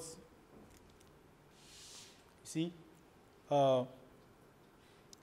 just bear with me, this story. In 2018, I had the opportunity of going to Australia for a training in these things. And then you get to such a place, you see a field, a farm, 1,000 hectares, 2,000 hectares. Massive field with terrific tractors, manned and operated, the whole field, 1,000, 1,500, 2,000, with less than 20 people. Less than 20 people. Things that when you read about, you say, is it possible? But it's all about things like this. It's all about calculations. It's all about models. It's all about scenario. It's not about technology. So, I think it's 4:30 already. Maybe we'll stop here today. Okay, but in my research institute, sometimes when we are talking about technology, and it's a bit more, they say, will our farmers be able to do this? That is why our agriculture has remained where it is. That's why it has remained where it is. So, especially for us, as a extension, we should not be afraid too much of basic, you know, so that we can plan better. We can try to do things a bit more decently and more efficiently and effectively. Okay, so if we do this small calculation here, we can then come about number of pipe, which number of pipe that will make my main line now, which is just length of the particular main line or sub-main line, whatever, divided by unit length of the pipe. Every pipe you see come in unit length. It could be 3.4 meter, it could be 4 meter, it could be 6 meter, it could be 12 meter. So the pipe you have in mind that you are going to use, if it's 4 meter, use that 4 meter to divide the total length of that sub-main line or the main line. You have an idea of the number of pipes you will use. Okay? So if you have your number of pipe for main line, we will be equal to length of main line divided by unit pipe length. An idea of what quantity of pipe you will need. Or a farmer says, hey, this thing you are talking about, how many pipe am I going to need? It's very simple. Number of pipe for main line, for instance, divided by unit length of pipe. Very simple. So if you have 50 meter, if your line is 50 meter, and each pipe unit, that pipe unit, one pipe is 4 meter. So what does that give us? 12.5 length. So we simply say 13 length of pipe. Abi? Tomorrow, when we do sprinkler, if it's lateral, you are calculating. If you have lateral line, that is the branches. The lateral line that carry your sprinkler. If it is 50 meter, what happened? 50 meter divided by each length will give you the number of pipes. Okay? Will give you the number of pipes. So if it is 5 lateral lines, and each line is 13 meter, and you have 5 lateral lines, this line is lateral, this line is lateral for sprinklers, okay? Then it becomes 5 times 13. Very simple. Very simple. Okay? So again, that's the number 1. For any element, you said length of a particular element divided by unit length of pipe. When we mean element, main line, lateral line, sub-main lines, once it's all those lines, measure the length divided by the number of unit length of the pipe. Here we are using unit length of 4 meter, but there are pipes of 6 meter, there are pipes of 9 meters, and there are pipes of 12 meters. So depending on what pipe that is available, but usually 4 meter is most common. Okay? Is that clear? Then, you know, we have been talking about the volume of water, the volume of water that the pump will pump. How do I arrive at that? Okay, if my irrigated area, this is my irrigated area, it could be a block. It could be a block of a big field. You know, when we're talking of the total area that you may irrigate, we say we can also partition it into blocks. Maybe this block is 1/4, 1/4 of my entire field. But this is what I want to irrigate at a time. What volume of water do I need for my pump to give? My pump to pump or to be available in my conveyance system? Okay? That's the second line. I'm making all these calculations as simple as. So volume of water in liters, all of us can bear with that, is depth of irrigation multiplied by irrigated areas. You will see that with these units, please underline this unit, I have converted everything to liters. Otherwise, we should have said the volume of water in meter cube multiplied by depth of irrigation in meter multiplied by irrigation area in meter squared. But for our purpose, I don't want it complicated. You are looking for volume of water in liters, okay, that I need to pump. Just depth of irrigation. In irrigation, the quantity of water or water requirement for a crop is depth, we call it depth of irrigation. We say depth of irrigation. Okay? So, if I need to irrigate 100 mm, for instance, from beginning to maturity, depending on the environment, we may need up to like 300 millimeter to 500 millimeter for maize. For maize. In this environment that is hot, it may even go to maybe 700 if you are to grow maize around this time. Okay? So, now, volume of water that's needed is depth of irrigation. That's the net irrigation requirements. That net irrigation that you want to supply. For those of us who may be a bit inclined to these things, you can, there are books, there are FAO materials that tells us so crop needs so mm of water. Okay, so we can calculate that. Now, irrigated area generally is length by width, and that is what we use in then computing the volume of water. And then, so if I put 1, 2, 3, 4, 5, as hydrants. Okay? So it means I may have need of 5 T connectors. I may have need of 5 T connectors because I'm building 5 hydrants. Okay? Let's get back to this picture. Okay? Supposing I want to build 5 of these. On my line.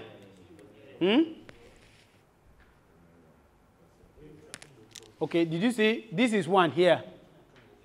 This is 2 here.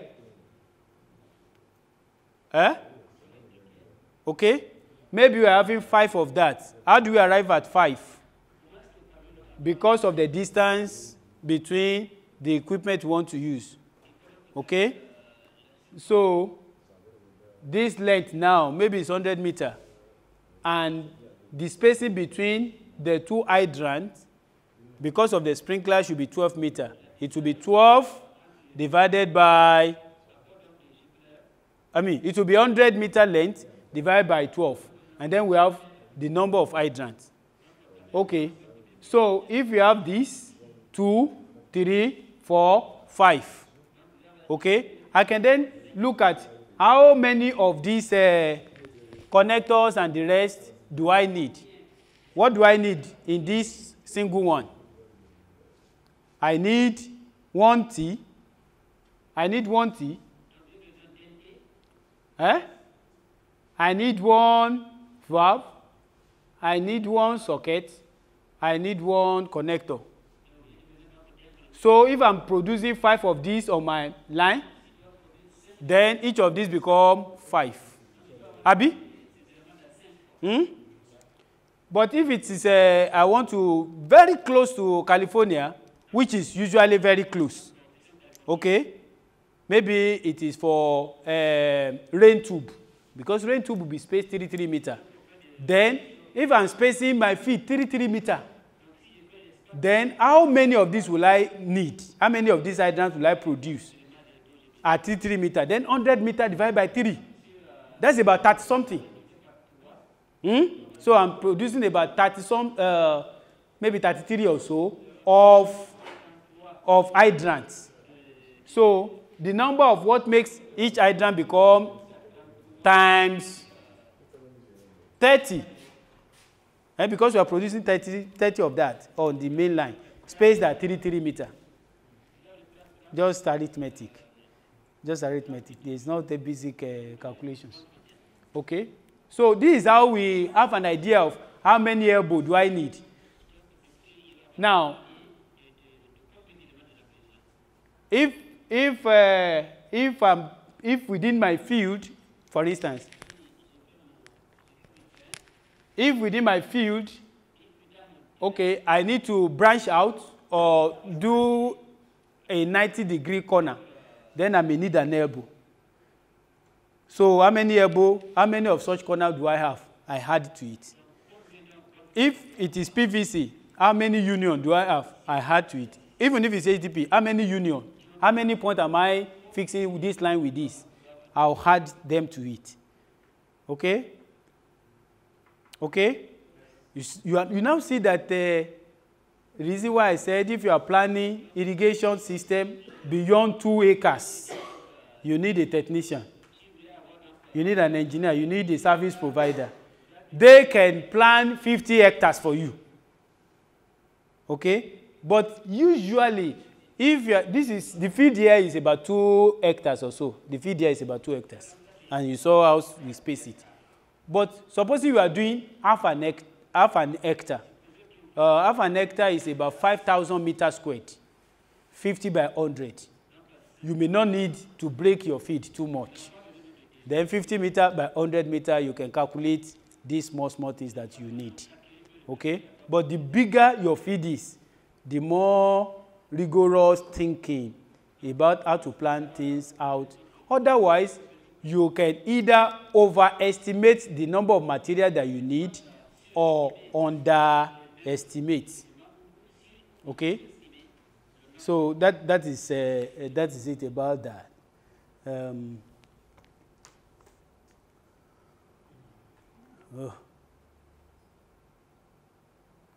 Okay. Now, my brother was talking about layouts the other time, and quickly I want us to see 3 types of layout. Okay, 3 major types of layout. Okay, in this layout, you have main line coming to sub-main line, lateral, and finally the hydrant. We know what the hydrant is. We know what the hydrant is. But supposing you have a big field, okay, you can have your main line, because the main line is what carries a lot of water. That calculation that we made about the depth of irrigation multiplied by the area we want to cover gives us the volume of water. That volume of water will have to be pushed through the main line. And it will branch out. Remember, we are going to have T at this point. Okay, it will branch out into sub-main line when we have big field. When we have big field. Okay, so you can have 4 inches main line, branch out to 3 inches, and then your lateral or your hydrant can then be of 2 inches pipes. This thing I'm saying, there are a lot of calculations. I've pushed away whatever calculation around this. But let us say you can just work with this. So even if you say, you look at your feed, you can say, if we put our main line this way and we are pumping up there, we can then branch it into set of hydrants if it's a simple feed. If it's wide, then look, we have to do some main line and branch it down into hydrants. So anything that, if you have your feed that is more than 1 hectare, and you want to do some conveyance system, you will likely need something like this. All those sugarcane fields you see in Mali. Sugarcane in Mali, my brother? Yes. Tafingida or no. Is it in Burkina Faso? Kafi, yeah, it's in Burkina Faso. Okay. Sugarcane. So you see things like this. You don't see it because sometimes they are buried. Okay? But you see, that's this kind of thing they do. You have a main line somewhere. It branch out, and then they can then say, we are irrigating this block. You hear them say block 1, block 10, block 5, block... This is the kind of thing they do underground. And it is planned already. Even if it's a surface irrigation, all those channels that you see, it is branching. Everything follows things like this. So you know what or where you are. So for any field that is more than 1 hectare, you're most likely going to have a main line, branch into sub-main, and then you can have your hydrants spaced at whatever space, depending on what equipment you want to use. Okay? So you can also have 3-2-2. For instance, if you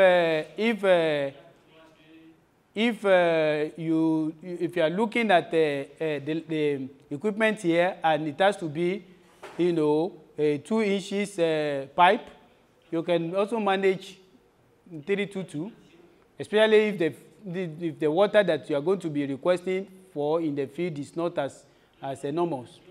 And you can also step it down to 3-2-1. That is, each of these represent inches. It represents the size of the pipe. Okay? 4 inches pipe, 3 inches pipe, 2 inches pipe. This is 4 inches pipe. This is 3 inches pipe. And these are 2 inches pipes. It can also be 3 inches pipes, 2 inches pipe, and this can also be 2 inches pipe. So on hydrants, then you have valves. We've discussed hydrant before. You have valves where you can control where are you sending water at different places at different times. Okay? For a smallholder, within 1 hectare, you can uniformly plan your feed around things like this. I'm trying very hard to remove calculations. But you already know that if you have your main line, to space this, you want to know what is the space, what's the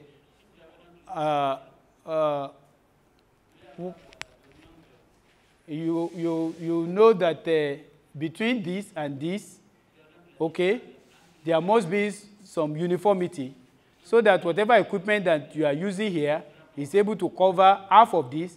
Equipment here covers half of this. Okay? But I don't want to get it more complex than that. Okay, so this is a layout type. My brother, this is a layout type. Okay? And it can be used for to set out our field. Now, this is what we call double-end hydrant also. Okay? If you have, like we were explaining there, you have a feed, this now, you can decide to put your main line at the middle of your field. So this main line comes at the middle. It separates the feed into two. Huh? Small order can do that. So this is a 3 inches pipe, and each of these branches, hydrants, are now double-end. So this is hydrant 1, hydrant 2, hydrant 3, 4, 5, 6, and each of these have valves. Okay? So depending on which side you want to irrigate, you push your water in the system, and then you branch out. Okay? Okay? So you can play around with these things. If you look at your field, you can say, okay, first, where is the topography? Where is the elevation? Where is the water coming from? What is the size of my field? 50 meter? 50 meter is wide. Okay. If you say 50 meter, 10 meter will give me 5. What equipment am I using? What type of sprinkler? Am I using drip line? All those basic questions will then determine whether you are using this layout or you are using the first one we consider. Okay? So this can come in the middle of your field. And then if it comes to the middle, you are irrigating this side or you are irrigating this side. That's another possibility. And this is the type we were just discussing outside now. Okay? So we pump from the water point there, and then we put our hydrant at different points. For us, with this rough calculation there, we can do something 6 meter interval. Abi? So these are possible layouts. This by no means means that this is all that is possible. It all depends on ingenuity, innovation. You know, but once you understand your pipe and you understand the connections, you can decide, I am putting my main pipe here, I am facing this direction, I'm going to space my hydrant at so space, and I'm going to put valve here, I'm going to put elbow here, I'm going to change it this way, and all of that. Okay? So this is single-end hydrant. This is double-end hydrant, and we have this we call mainline, sub-mainline systems. So usually, whatever feed you are playing around, this is what you can have: mainline, sub-mainline, then go into lateral before you come to hydrant. Depending on what you are dealing with, whether it is drip irrigation, whether it is sprinkler irrigation, and even whether it is surface irrigation. You see now, this is the main line in this matter now. Okay? This is the main line. This one that goes, it goes to the field. Did you see hydrants? Another hydrant there, another hydrant there, like that. And this, we will say this is a single side system. Okay? Okay? So this one goes in now. When you irrigate this side, you can decide to irrigate all this basin here. After you finish that, you close all this valve here, turn it here, and irrigate that. This is one beautiful thing about closed conveyance system for smallholders. It's just a matter of how much you are able to play around those pipes, and you're able to do. But the beautiful thing is you have cut down on water losses. You have cut down on water losses. You have cut down on water losses. Okay?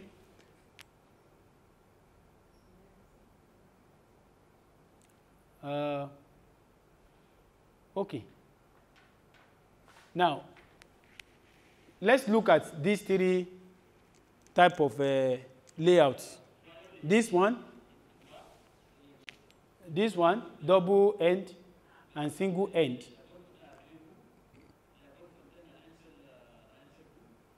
Okay. As we conclude about that activity 6, the question is, what are the main usefulness of each configuration? Okay. And somebody, how do we relate this to pump, water lifting? Okay. Think about it.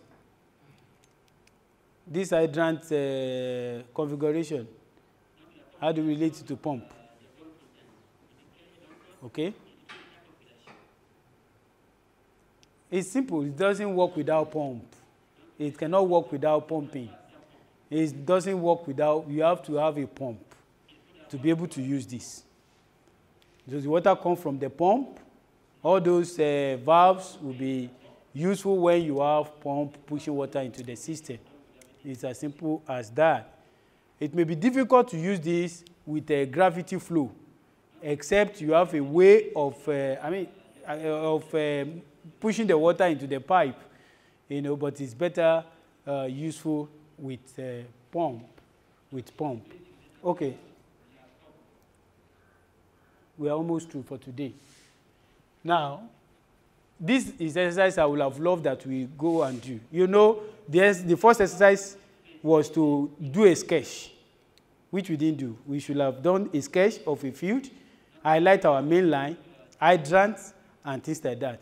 The second will be a follow-up to that, which is now, how do I estimate the materials and the cost? Okay? This is my feed.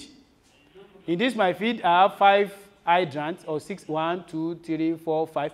I have 5 hydrants. In each hydrant, I have a valve. I have a connector. I have a T. Or if it is a PVC, I have 2 union. Okay, I have a valve, I have a socket, and I have maybe a connector. Okay? So the question is, if I pick this type of network, if I pick this single hydrant, how many pipe will I need? How many elbow will I need? How many connector will I need? How many other elements will I need? What is the cost of each? What will be the total cost for each of that? So if I do that for pipes, for elbows, for T's, okay, I can type T there. What again? Socket. The socket is the element with which we can connect two, apart from union, we can use socket also to connect 2 things together. Okay? So I keep listing and then multiply the number with the unit cost. I have total cost. And then at the end of the day, I can have an estimated cost of what it will take to do that kind of system in my field. This will have been the second assignment. But don't worry, we are not doing any assignment. We are not doing any assignment. So a farmer sitting at home can also, one day, you see, those planning is better. It's better we do those planning very well than you jump into there and then you discover that you need more, or that you have bought more things that you don't need. For instance, there was a farmer that came to one of our training in my institute, and then he told me that he had about maybe 1 hectare field. He would want to do drip irrigation. He want to do drip irrigation. So somebody told him that he should go and buy 5 I think 10 horsepower pump, one big pump, one big pump, that it doesn't need to raise tank. Correct, that may be possible, no problem. But the pump he asked him to buy is too massive for drip irrigation. 10 horsepower pump, massive thing. What will you do with that over 1 hectare? So he had real problem what to do with the pump. I said, well, there's nothing you want to do with the pump. You can use it. First and foremost, you can use it. The only way you can use that pump is if you still want to raise a tank up, you just pump into it and do what you want to do. If you are not going to raise tank up and use that pump, big pump, to lift water up, you have to go and get a very small pump that is within what you can use continuously to pump water into drip line. And you have to, there are a lot of calculation that you needed to do with that. So the farmers risk possibility of buying what they don't need or buying more than is necessary. And there's no money. Where is the money that somebody will be wasting? So that's why we need to do this estimation. You do the sketch of the field, my hydrant, or if I'm putting it, my hydrant here, am I going to have some main line? In my main line, what is my length of main line? How many pipe do I need? We calculated that. The main line depended on your unit of pipe. If you are bringing sub-main line, the sub-main line divided by the unit of pipes will get the number of pipes. Okay? How many T are the various hydrants? If it is sprinkler irrigation that you have lateral and at interval, you are going to have risers. How many risers? What is the length of a riser? What is total length of what will make up my risers? At the point where my risers will come up, I'm using T or I'm using sadu. How many sadu? How many T? Okay? If where my water is coming from, there are a lot of corners and I used to use elbow to divert, how many elbows? Okay? If I'm connecting, like we had pipes that is continuous, I put T and they still continue. How many union will connect this point to the other? How many union will I have? And then you put all those things, small, little by little. I agree that this may not be enough time for us to get trained sufficiently in all that, but it is good that we have that information. The more we look into our materials, we'll be able to also pick few more things. So this table then gives us, engineers will call something related to this BEME, Bill of Engineering Materials and Cost or something like that. So it's very important. Then a farmer knows that this field, it will cost me 250,000 silver or whatever, or maybe 200,000 naira or 150,000 naira. He will then ask, can I do it? Many people have dabbled into projects, irrigation work. Not massive, but they never thought through. And when they start, they are not able to finish. They buy materials, they are not able to implement, they can return the materials. You see? So, water management, agricultural water management, especially improving.